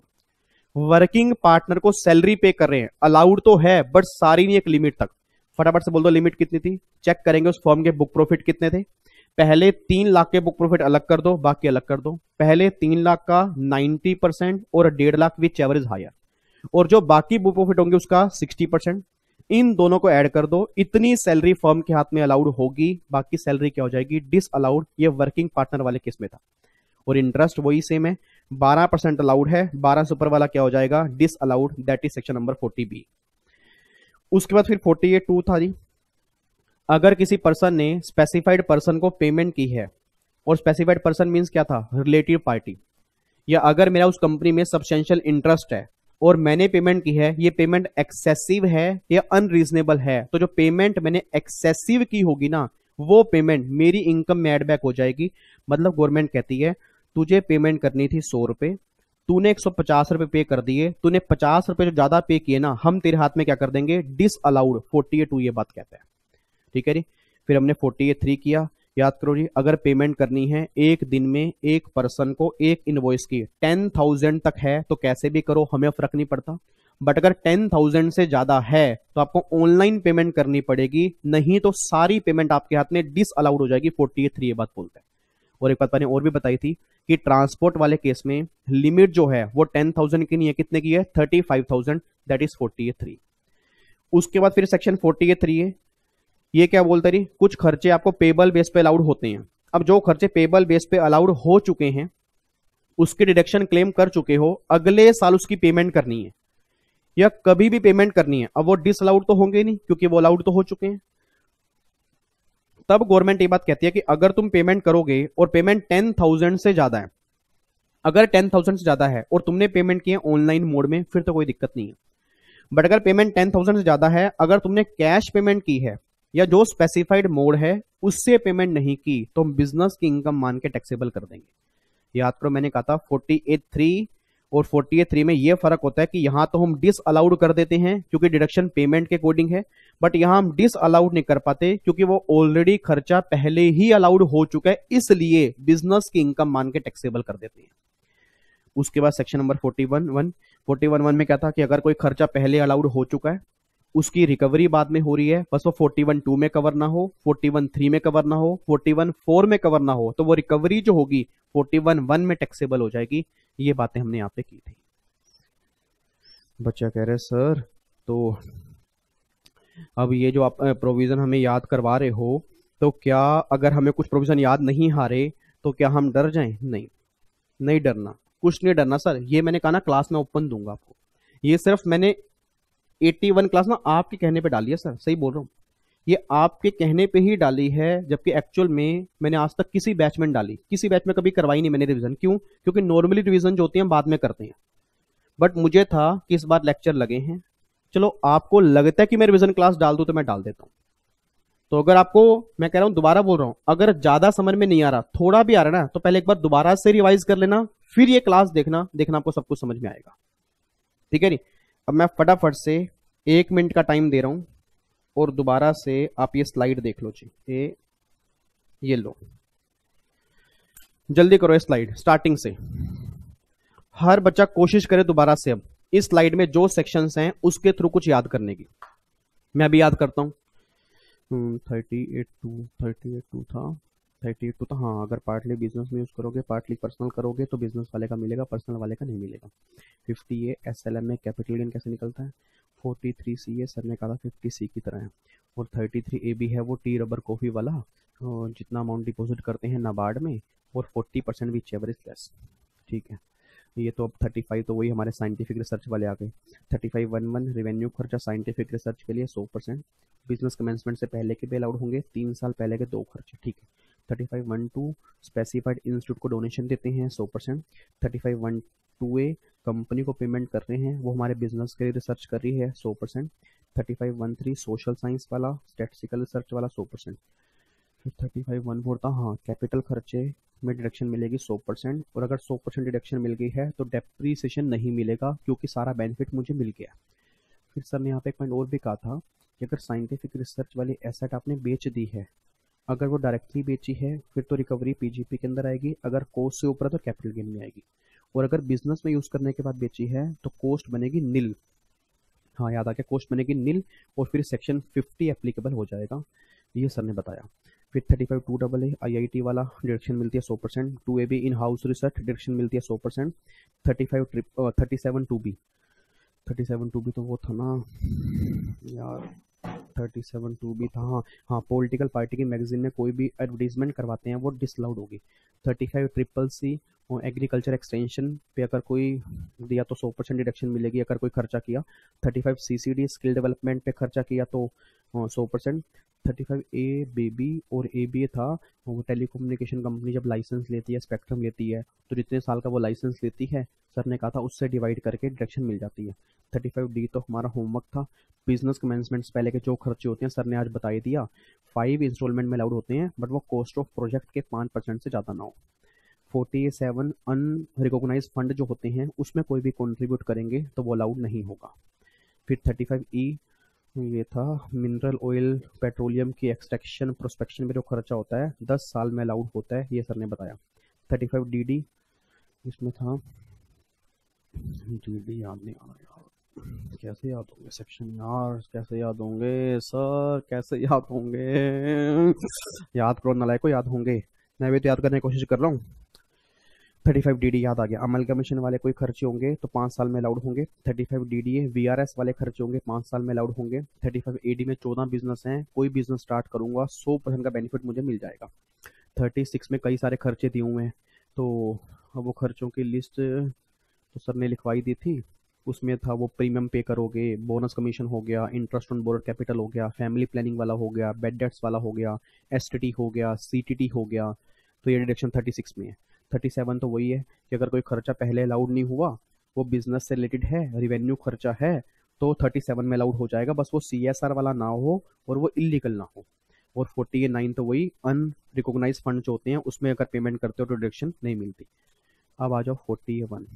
41 तो भी सर ने 2-3 दिन पहले कराया था यार, याद क्यों नहीं आ रहा। हाँ 41 ये था, अगर पेमेंट करते हैं NR को, आउटसाइड इंडिया पेमेंट करते हैं, उस पेमेंट पे TDS काटना चाहिए, बट TDS नहीं काटते या काट के पे नहीं करते तो 100% खर्चा डिसअलाउड है। बट ये बाद में सर ने कहा था अलाउड हो जाएगा जिस भी साल TDS काट के जमा करवा दोगे। फिर 41 है रेजिडेंट वाला है, 30% डिसअलाउड, 70% अलाउड। और ये 70% जो अलाउड है वो तो अलाउड हो ही गया, 30% जो डिसअलाउड है वो अलाउड बाद में हो जाएगा जब TDS काट के जमा करवा देंगे।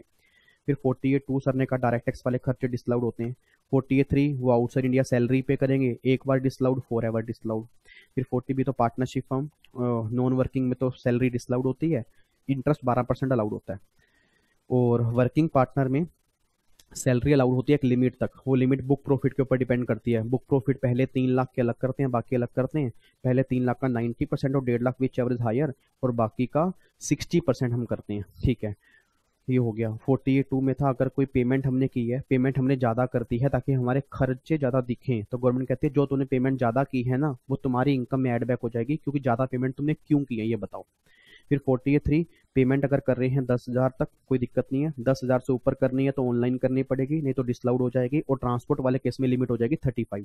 हाँ कुछ जगह ऐसी भी होती हैं जहाँ पेमेंट कैश में भी कर दो तो भी अलाउड है, जैसे सर ने बताया था आसपास, मतलब बैंक गांव के अंदर पेमेंट की, आसपास कोई बैंक नहीं है, पेमेंट की गवर्नमेंट को, पेमेंट की बैंक को, तो और एग्रीकल्चर प्रोड्यूस के लिए पेमेंट की, तो वो कोई दिक्कत नहीं है।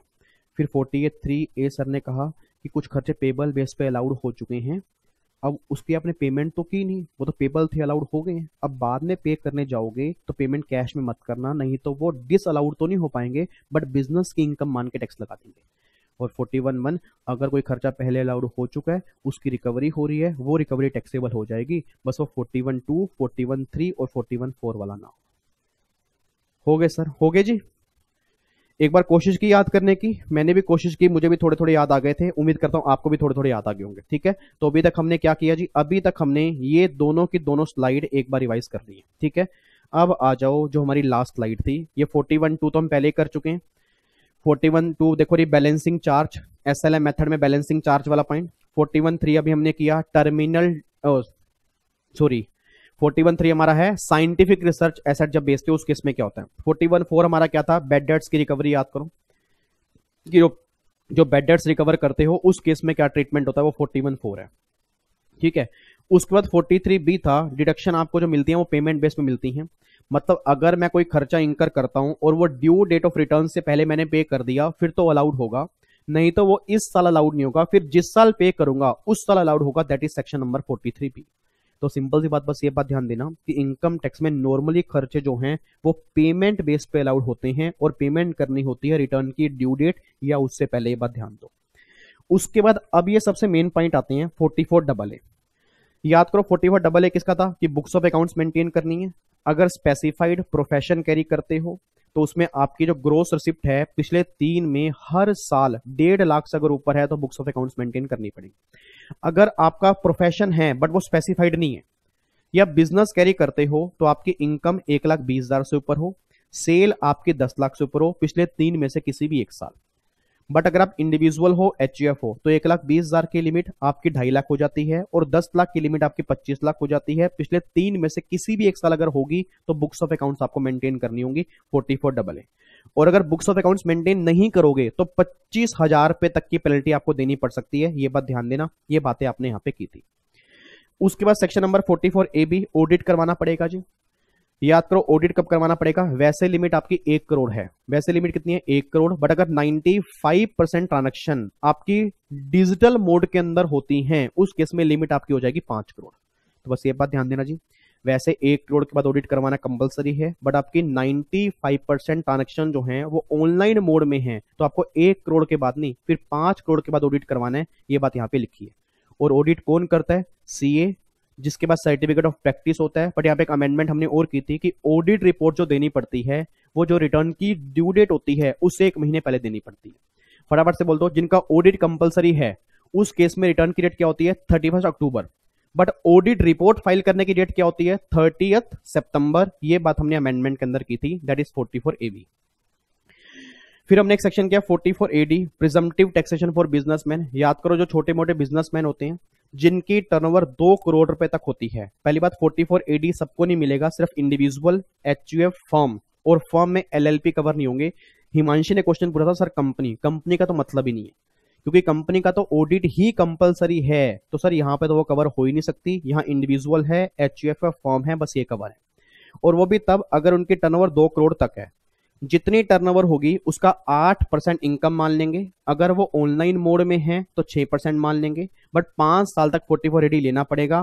5 साल से पहले विड्रॉ कर लोगे तो अगले 5 साल 44AD आपको नहीं मिलेगा। बेनिफिट क्या होंगे, कोई खर्चा अलाउड नहीं, कोई डिसअलाउड नहीं, कोई बुक्स ऑफ अकाउंट्स नहीं, कोई ऑडिट नहीं कराना। बट हाँ डिडक्शंस आपको मिल जाएंगी और आपके लॉस जो होंगे वो सेटअप हो जाएंगे, बस ये पर ध्यान दो। और जो आपकी इनकम निकल के आएगी उसमें नॉर्मल स्लैब रेट से ही आप टैक्स पे करोगे, ये हमने 44AD के अंदर कहा था। उसके बाद फिर 44AD आता है। 44AD बिजनेसमैन के लिए नहीं है, प्रोफेशनल के लिए है। बट टर्नओवर 2 करोड़ नहीं है, 50 लाख। जिसकी टर्नओवर 50 लाख तक होगी तो जो उसकी टर्नओवर होगी इसका 50% जो होगा इनकम मान लेंगे। ये बात ध्यान दो, यहां कोई 5 साल की लिमिट नहीं है। 5 साल की लिमिट सिर्फ 44AD वाले केस में है, 44AD वाले केस में नहीं है। उसके बाद यहां पर भी सेम है, कोई खर्चा अलाउड नहीं, कोई खर्चा डिसअलाउड नहीं, कोई बुक्स ऑफ अकाउंट्स मेंटेन नहीं करने, कोई ऑडिट नहीं कराना। बट हाँ डिडक्शंस आपको मिल जाएंगी और लॉस आपके सेटअप हो जाएंगे। ये हमारा 44AD है। उसके बाद फिर 44AE है जो ट्रक चलाने वाले होते हैं उनके लिए। बट यहाँ पे मेन बात क्या है कि 10 तक ट्रक होने चाहिए, 10 से ऊपर ट्रक आपके पास ना हो।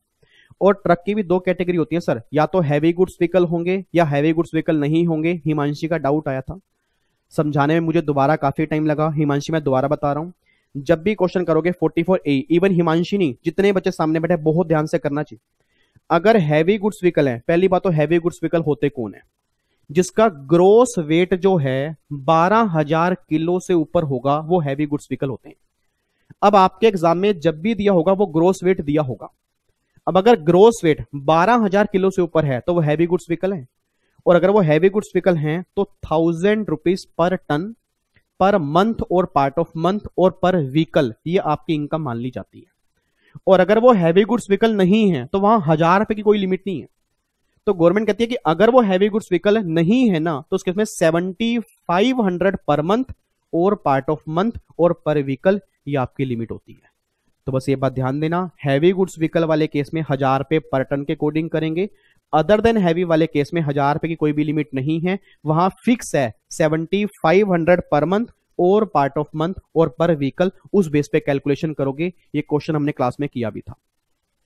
उसके बाद जी फिर आपका सेक्शन नंबर 14A और रूल नंबर 8D, ये दोनों मैंने आपको करवाई दिए थे कि अगर कोई खर्चा इनकम टैक्स में, ध्यान सुना, अगर कोई खर्चा इनकम टैक्स में अलाउड करवाना है तो वो अलाउड तब होगा अगर वो खर्चा आपने जिस इनकम के लिए किया है वो इनकम टैक्सेबल है। इट मींस कहना क्या चाह रहा हूं कि अगर कोई इनकम एग्जम्प्ट है उससे रिलेटेड जो भी खर्चा किया होगा वो अलाउड नहीं होगा। यहां पे मैंने ये कहा था कि अगर कई बार कंबाइन खर्चा दिया है और एग्जम्प्टेड इनकम दी है और टैक्सेबल इनकम दी है, तो आपने क्या करना क्या है, अगर ये टोटल खर्चा है टोटल इनकम से, तो एग्जम्प्टेड से कितना होगा उस केस में वो डिस अलाउड वाला पोर्शन निकाल के आप वहां पे काम कर देना। तो सिंपल सी बात ये निकल के आ रही है, इनकम टैक्स में एक रूल हमेशा ध्यान देना कि वो खर्चा डिस अलाउड कर दिया जाएगा जो एग्जम्प्टेड इनकम से रिलेटेड है, बस ये बात ध्यान दो। उसके बाद फिर 44B, 44 बेबी, 44 बीबियां और 44 ट्रिपल बेबी, ये तो मैंने आपको बताया था कि हवा में चलने वाले, पानी में चलने वाले। पानी में चलने वाले मेरे ख्याल से 7.5% है, हवा में चलने वाले 5% है, और बाकी जो दो केस हैं उसमें 10% है। ये एनआर की प्रिजम्पटिव टैक्सेशन है, ये रेट आपको याद होने चाहिए। ठीक है जी, अब फटाफट से इस स्लाइड को देख लो जी, 1 मिनट का टाइम आपके पास है, जल्दी।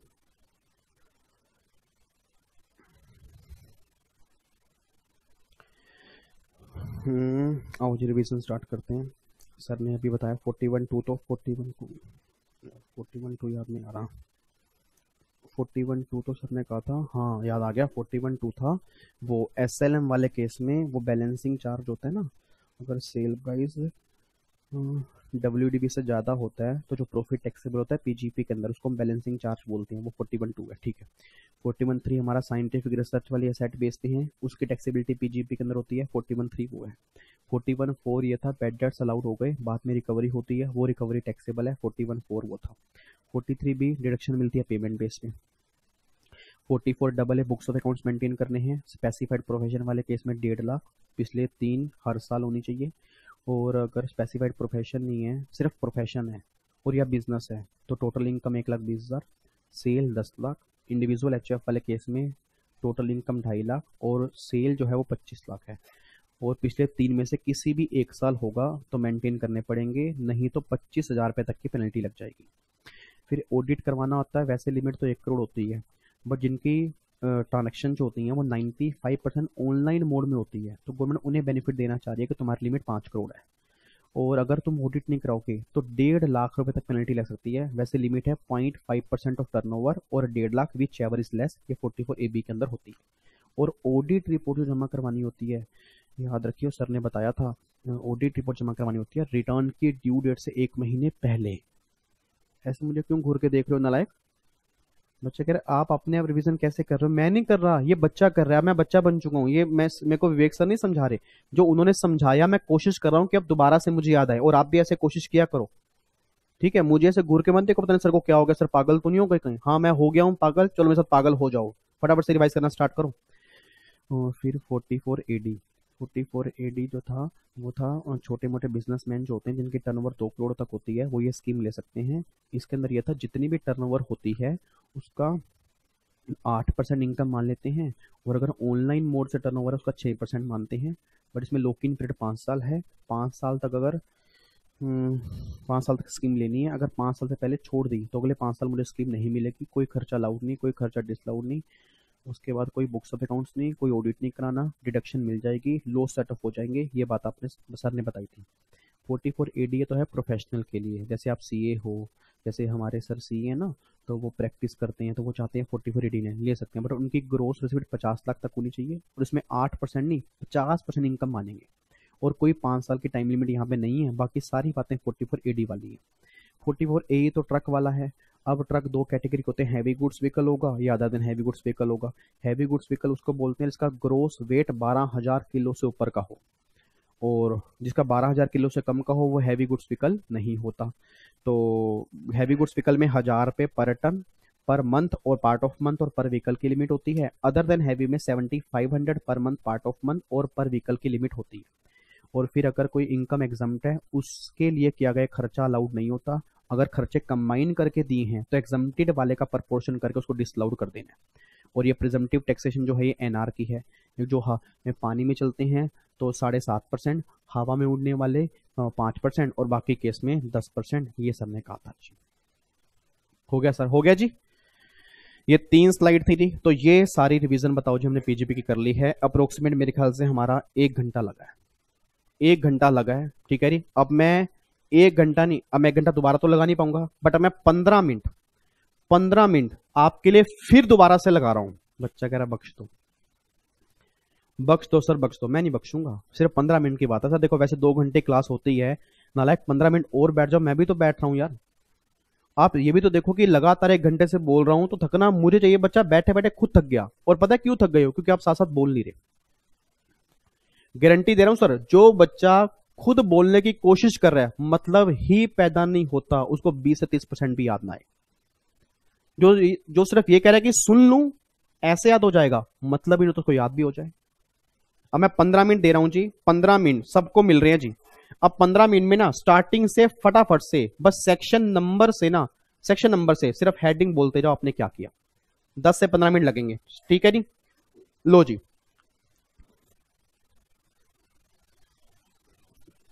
स्टार्ट करने जा रहे हैं। लास्ट 15 मिनट फिर एक गाना सुनाऊंगा जो मेरे दिल के बहुत करीब है, आपको सुन के अच्छा लगेगा, बट लास्ट 15 मिनट पूरी क्लास मेरे साथ हो जाए। सेक्शन नंबर से बस फटाफट से हेडिंग बोलनी है जी।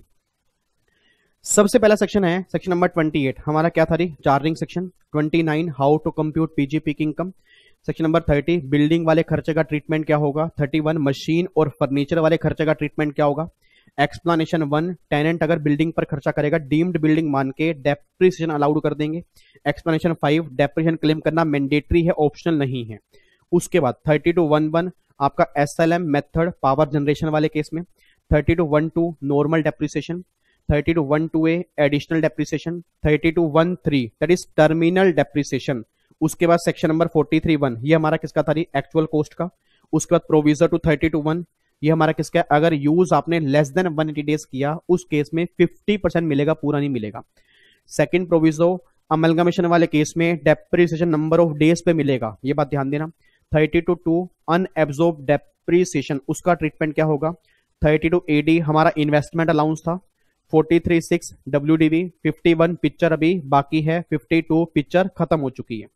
उसके बाद 38.2 पार्टली बिजनेस में यूज करोगे पार्टली पर्सनल यूज करोगे, उस केस में ट्रीटमेंट क्या होगा। 50A SLM में कैपिटल गेन किस तरह से निकालोगे, 50 आपको बताएगा। 43CA सेम 50C की तरह, बस यहाँ पे लैंड और बिल्डिंग होल्ड करोगे स्टॉक इन ट्रेड की तरह, तो 53 और 43CA लग जाएगा। 33AB वही नाबार्ड वाला, नाबार्ड में जो डिपॉजिट किया और 40% which ever is less. 35.1.1 revenue खर्चा साइंटिफिक रिसर्च 100%। 35.1.2 अगर डोनेशन दी है स्पेसिफाइड इंस्टीट्यूट को 100%। 35.1.2a पेमेंट करिए कंपनी को जो इंडिया में इनकॉर्पोरेट हुई है 100%। 35.1.3 social science statistical research 100%। 35.1.4 capital खर्चा 100%। उसके बाद 35.2AA IIT को पेमेंट करोगे 100%। 35.2AB अगर कोई कंपनी इन हाउस रिसर्च करेगी 100% लैंड बिल्डिंग को छोड़ के। 37.2B पॉलिटिकल पार्टी की मैगजीन में कोई भी एडवर्टीजमेंट हो रही है मार्केटिंग हो रही है वो डिसअलाउड होगी। 35CCC एग्रीकल्चर एक्सटेंशन पे खर्चा 100%। 35CCD स्किल डेवलपमेंट पे खर्चा 100%। 35A बेबी और ABA लाइसेंस टेलीकम्युनिकेशन सर्विस और स्पेक्ट्रम टेलीकम्युनिकेशन सर्विस जितने साल का लाइसेंस होगा उतने साल में अलाउड हो जाएगा। 35D बिजनेस कमेंसमेंट से पहले के खर्चे 5 इंस्टॉलमेंट के अंदर अलाउड होंगे। 48.7 अनरिकॉग्नाइज्ड फंड में कंट्रीब्यूशन किया वो अलाउड नहीं होगा। उसके बाद फिर आपका आता है 35E प्रोस्पेक्शन एक्सट्रैक्शन में जो खर्चा होगा 10 साल में अलाउड होगा। 35DD अमलगामेशन वाले खर्चे 5 साल में अलाउड होंगे। 35DDA VRS वाले खर्चे 5 साल में अलाउड होंगे। 35AD 14 बिजनेस हैं उनमें से कोई भी बिजनेस स्टार्ट करोगे 100% आपको बेनिफिट मिल जाएगा 35AD। 36 में कई सारे खर्चे हैं डिडक्शन मिलेगी आपको 36 में, फॉर एग्जांपल बेड डेट्स हो गया, STD हो गया, CTT हो गया, फैमिली प्लानिंग हो गया। 37 जो खर्चा कहीं भी अलाउड नहीं हुआ 37 में अलाउड होगा, बस वो रिवेन्यू हो, बिजनेस वाला हो, पर्सनल ना हो, CSR वाला ना हो, इलीगल ना हो, वो 37 में आ जाएगा। एक्सप्लेनेशन 1 इलीगल खर्चे अलाउड नहीं होते। एक्सप्लेनेशन 2 CSR वाले खर्चे अलाउड नहीं होते। 48.9 अगर कोई अनअप्रूव फंड है उसमें कंट्रीब्यूट करोगे तो अलाउड नहीं होगा। 48.9 ये बात बोलता है। 48.1 में क्या था? पेमेंट किया आउटसाइड इंडिया, TDS ने काटा या काट के जमा नहीं कराया 100% डिसलाउड। 48.1A रेजिडेंट वाला केस है 100% डिसलाउड नहीं होगा, 70% अलाउड होगा, 30% डिसलाउड होगा। 48.2 डायरेक्ट टैक्स वाले खर्चे डिसलाउड होंगे। 48.3 सैलरी पे करोगे आउटसाइड इंडिया, TDS में डिफॉल्ट किया डिसअलाउड और फॉर एवर डिसअलाउड, दोबारा कभी भी अलाउड नहीं होगी। 40B partnership firm non working को सैलरी पे करे डिसअलाउड, इंटरेस्ट पे करे 12% अलाउड। वर्किंग पार्टनर को सैलरी पे करे लिमिट तक अलाउड है, वो लिमिट डिपेंड करता है बुक प्रॉफिट कितने हैं, वो सारी बातें हमने कर ली। वर्किंग पार्टनर को इंटरेस्ट पे करेगा, 12% अलाउड है, 12 से ऊपर वाला डिस अलाउड हो जाएगा। 48(2) अगर पेमेंट की है एक्सेसिव या अनरीजनेबल तो जो आपने पेमेंट ज्यादा की होगी वो डिसअलाउड हो जाएगी। 48(3) अगर पेमेंट कर रहे हो एक दिन में एक पर्सन को एक इनवॉइस की 10,000 तक तो कोई दिक्कत नहीं है। ट्रांसपोर्ट वाले केस में 35,000 तक कोई दिक्कत नहीं है, उससे ऊपर पेमेंट करोगे ऑनलाइन करनी पड़ेगी, नहीं तो डिसअलाउड हो जाएगी। 48(3) अगर कोई खर्चा पेबल बेस पे अलाउड हो चुका है, बाद में पेमेंट कर रहे हो कैश में 10,000 से ऊपर है, डिसअलाउड नहीं कर सकते, बट बिजनेस की इनकम मान के टैक्सेबल कर देंगे। 41(1) अगर कोई खर्चा पहले अलाउड हो चुका है, उसकी रिकवरी बाद में हो रही है, वो रिकवरी टैक्सेबल होगी, बस 41(2), 41(3) और 41(4) में कवर ना हो। 41(2) हमारा है बैलेंसिंग चार्ज हो गया, 41(3) हमारा साइंटिफिक रिसर्च वाला हो गया, 41(4) हो गया बैड डेट्स की रिकवरी वाला। 43 भी कहता है डिडक्शन मिलेगी, पेमेंट बेस पर मिलेगी, पेबल बेस पे नहीं मिलेगी।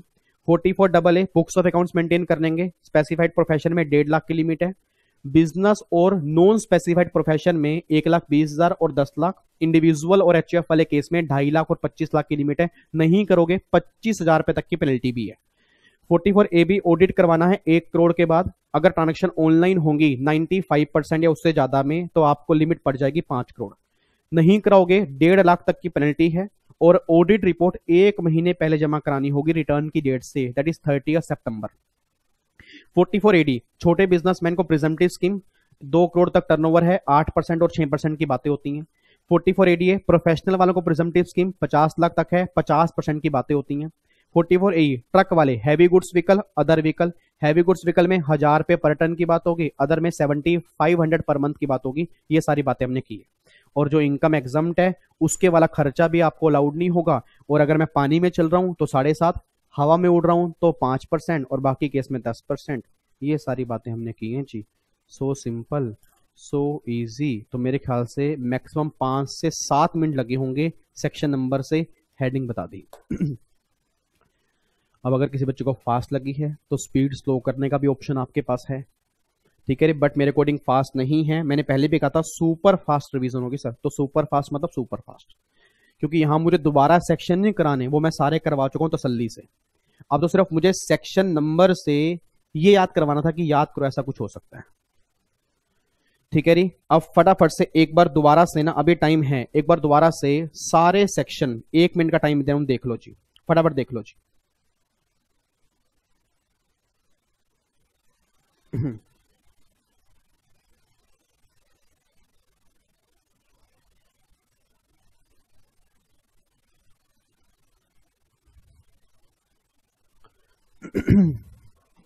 जल्दी देख लो।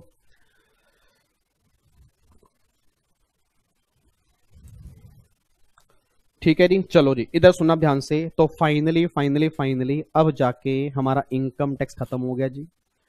सभी बच्चे मेरे साथ हाथ जोड़ेंगे, जय हो, धन्य हो, धन्य हो। आज हमारा फाइनली इनकम टैक्स खत्म हो गया जी। तो आज से शगुन हो चुका है लेक्चर नंबर 81। अब सैटरडे संडे कोई क्लास नहीं आएगी, कल हमारा डाउट सेशन होगा जी, कल हमारा डाउट सेशन होगा, मैं आपको टाइमिंग बता दूंगा। संडे हमारी रिवीजन क्लास हो गया, डाउट सेशन होगा, उसकी टाइमिंग ग्रुप के अंदर बता दूंगा। मंडे से फिर हम जीएसटी, मैं मंडे से ही रिकॉर्डिंग स्टार्ट करूंगा और मंडे को ही आएगा, ठीक है। तो 2 दिन मैं आपके इनकम टैक्स पे ही टाइम लगाता हूं, आप भी इनकम टैक्स पे टाइम लगाओ, रिवीजन करो, डाउट्स लेके आओ, ठीक है। और फिर मंडे से बिल्कुल फ्रेश माइंड से नए बुक्स के साथ और नए नोटबुक के साथ हम जीएसटी की तैयारी स्टार्ट करेंगे, ठीक है जी। तो मेरे ख्याल से हमारी 15 तारीख होगी मंडे को, शायद 15 होगी ना, तो हाँ बस 15 फरवरी से हम अपना जीएसटी स्टार्ट कर देंगे, ठीक है जी। और बाकी फिर कोशिश है कि 20 मार्च तक हमारा खत्म हो जाए, 15 से 20 मार्च तक। तो 20 मार्च तक सिलेबस पैकअप करके 20 अप्रैल 20 मई तो अप्रोक्सीमेट 2.5 महीने मिलेंगे आपको रिवीजन के, और वो मुझे ही करवानी है, ठीक है। तो बस आपने कुछ नहीं करना, साथ साथ जीएसटी भी ध्यान से पढ़ना, वो मैं सारी बातें आपको जीएसटी में बता दूंगा, बट इनकम टैक्स आज हम पैकअप कर लेते हैं जी। जिन बच्चों ने सिर्फ इनकम टैक्स लिया था उनसे हमारी लास्ट मुलाकात है, एक बार हाथ मिला लो, क्योंकि वर्चुअली हाथ मिला लो, पता नहीं अब कैसे कब मिलेंगे, कहाँ मिलेंगे, हाथ मिलाओ और जब भी डालो, ठीक है जी। मुझे पॉजिटिव वाइब्स दो और पॉजिटिव वाइब मुझसे लो, ठीक है जी। और थैंक यू सो मच, आपने मुझे चूज किया, उम्मीद करता हूँ आपको अच्छा लगा होगा सर। मैंने पूरी कोशिश की है और दिल से कह रहा हूँ, जितने बैच अभी तक गए हैं उनसे सबसे ज्यादा बेस्ट जो गया है वो इस बार गया है, क्योंकि लेक्चर बहुत लगे हैं, मैंने एफर्ट्स भी बहुत की हैं, उम्मीद करता हूं आपको समझ में आया होगा और आपने एफर्ट्स को अप्रिशिएट किया होगा। बट बाकी मेन तब पता लगे जब आपका रिजल्ट आएगा। अगर 50 नंबर का इनकम टैक्स है तो मैं चाहता हूँ 40 से ऊपर नंबर आपके आने चाहिए। ठीक है जी। बाकी जिन बच्चों का पूरा सिलेबस है तो उनसे मंडे को दोबारा मुलाकात होगी। नई दुनिया, बिल्कुल नई दुनिया जीएसटी। और अब इनकम टैक्स में ये मत बोलना कि इनकम टैक्स में ये किया था सर, वो दुनिया अलग है और इससे बहुत इंटरेस्टिंग है। बच्चे कह रहे इनकम टैक्स में तो इंटरेस्टिंग था, तो अगर ये इंटरेस्टिंग है तो उससे और इंटरेस्टिंग जीएसटी है। बट उसमें बस एक प्रॉब्लम है कि हर चैप्टर के आपस में लिंकिंग है और इतना पढ़ने में मजा आएगा ना, इतना पढ़ने में मजा आएगा। हाय हाय हाय हाय, आप कहोगे सर ऐसा नहीं हो सकता कि आप पूरा दिन जीएसटी पढ़ाते रहो। हाँ, जो बच्चा कह रहा है मजाक मत करो, कसम से सर जिस दिन मेरी क्लास खत्म होगी ना, जिस दिन आप कहोगे सर अगली क्लास में भी दे दो, बहुत मजा आने वाला जीएसटी के अंदर, उसको मंडे से स्टार्ट करेंगे। ठीक है, चलो जी। अब मैं अपना फेवरेट गाना आपको सुनाने जा रहा हूं। उम्मीद करता हूं आपको अच्छा लगेगा क्योंकि मेरे दिल के बहुत नजदीक है। क्योंकि होता क्या है आपको मैं थोड़ा सा बता दूं, इस गाने में ये सुन के मुझे लगता है कि टाइम बहुत कम है, बहुत कम टाइम मिला है और उस टाइम में हम जितना कुछ अच्छा कर जाएं उतना ही बढ़िया है।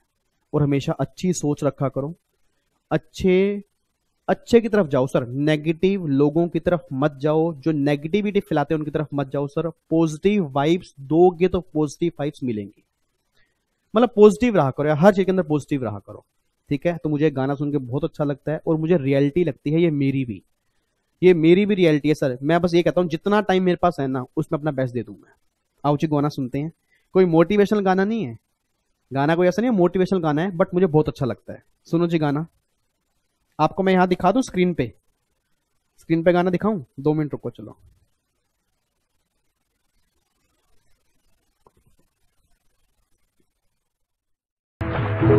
मैं पल दो पल का शायर हूँ, पल दो पल मेरी कहानी है, पल दो पल मेरी हस्ती है, पल दो पल मेरी जवानी है।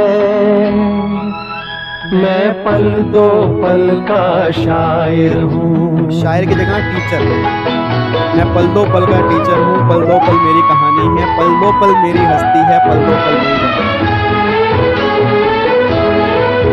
मुझसे पहले कितने शायर आए और आकर चले गए, कुछ आहें भर कर लौट गए, कुछ नगमे गा कर चले गए। वो भी एक पल का किस्सा थे, मैं भी एक पल का किस्सा हूँ, कल तुमसे जुदा हो जाऊंगा, वो आज तुम्हारा हिस्सा हूँ। मैं पल दो पल का शायर हूँ।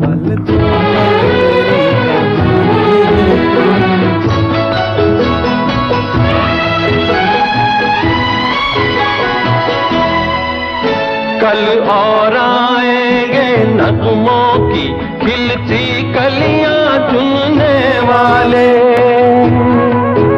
मुझसे बेहतर कहने वाले, तुमसे बेहतर सुनने वाले। कल कोई मुझको याद करे, क्यों कोई मुझको याद करे, मसरूफ ज़माना मेरे लिए क्यों वक्त अपना बर्बाद करे। मैं पल दो पल का शायर हूँ। थैंक यू सो मच जी। तो ये गाना सुन के मेरे को बहुत अच्छा लगता है and thank you so much, आपने इतना साथ दिया। ठीक है री, आज लेक्चर हमारे बहुत बढ़ गए थे, बस मुझे ये डर था कि बच्चे गुस्से ना हो कि आपने इतने लेक्चर कहा था। ये लेक्चर मैंने ज़्यादा आपके लिए ही लगाए हैं ताकि आपको अच्छा लगे, आपको समझ में आए। नहीं तो मैं जल्दी खत्म करने में जल्दी भी खत्म करता, बट मेरा दिल नहीं मानता सर। तो फाइनली आज मैं वाकई ही दिल से सेटिस्फाइड हूँ इस बैच के अंदर कि हमने इनकम टैक्स बहुत बढ़िया किया है, एफर्ट्स पूरा लगाया है। बाकी एमसीक्यूज डे बाय डे आपके आप आते रहेंगे, पीजीपी के एमसीक्यूज डाल दूंगा। और मैंने पहले भी कहा था जिस दिन मेरा बैच खत्म होगा एमसीक्यूज भर भर के आएंगे, मतलब प्रैक्टिस की कोई भी कमी आने नहीं दूंगा कि आपको ये लगे कि प्रैक्टिस हमारी हुई नहीं है। बस आपने बस एक काम करना है, रिवीजन रिवीजन रिवीजन। अपना रिवीजन शेड्यूल बहुत बढ़िया बनाओ, जबरदस्त बनाओ और मेरे एफर्ट्स और जो आपने एफर्ट्स लगाए उसका रिजल्ट आना चाहिए। ठीक है, थैंक यू सो मच। आओ जी एक बार दोबारा से हक करते हैं, जब भी डाल लो। फिर मुलाकात होगी मंडे को कुछ बच्चों के साथ जो पूरा बैच ले रहे हैं, बाकी इनकम टैक्स वाले जो कुछ बच्चे थोड़े बहुत बच्चे हैं उनसे लास्ट मुलाकात है। Thank you so much once again. Okay जी, bye bye, thank you so much. जय Hind, God bless you, love you so much. Parents की रिस्पेक्ट करो, उनका नाम रोशन करो, और once again God bless you, love you so much, bye bye ji.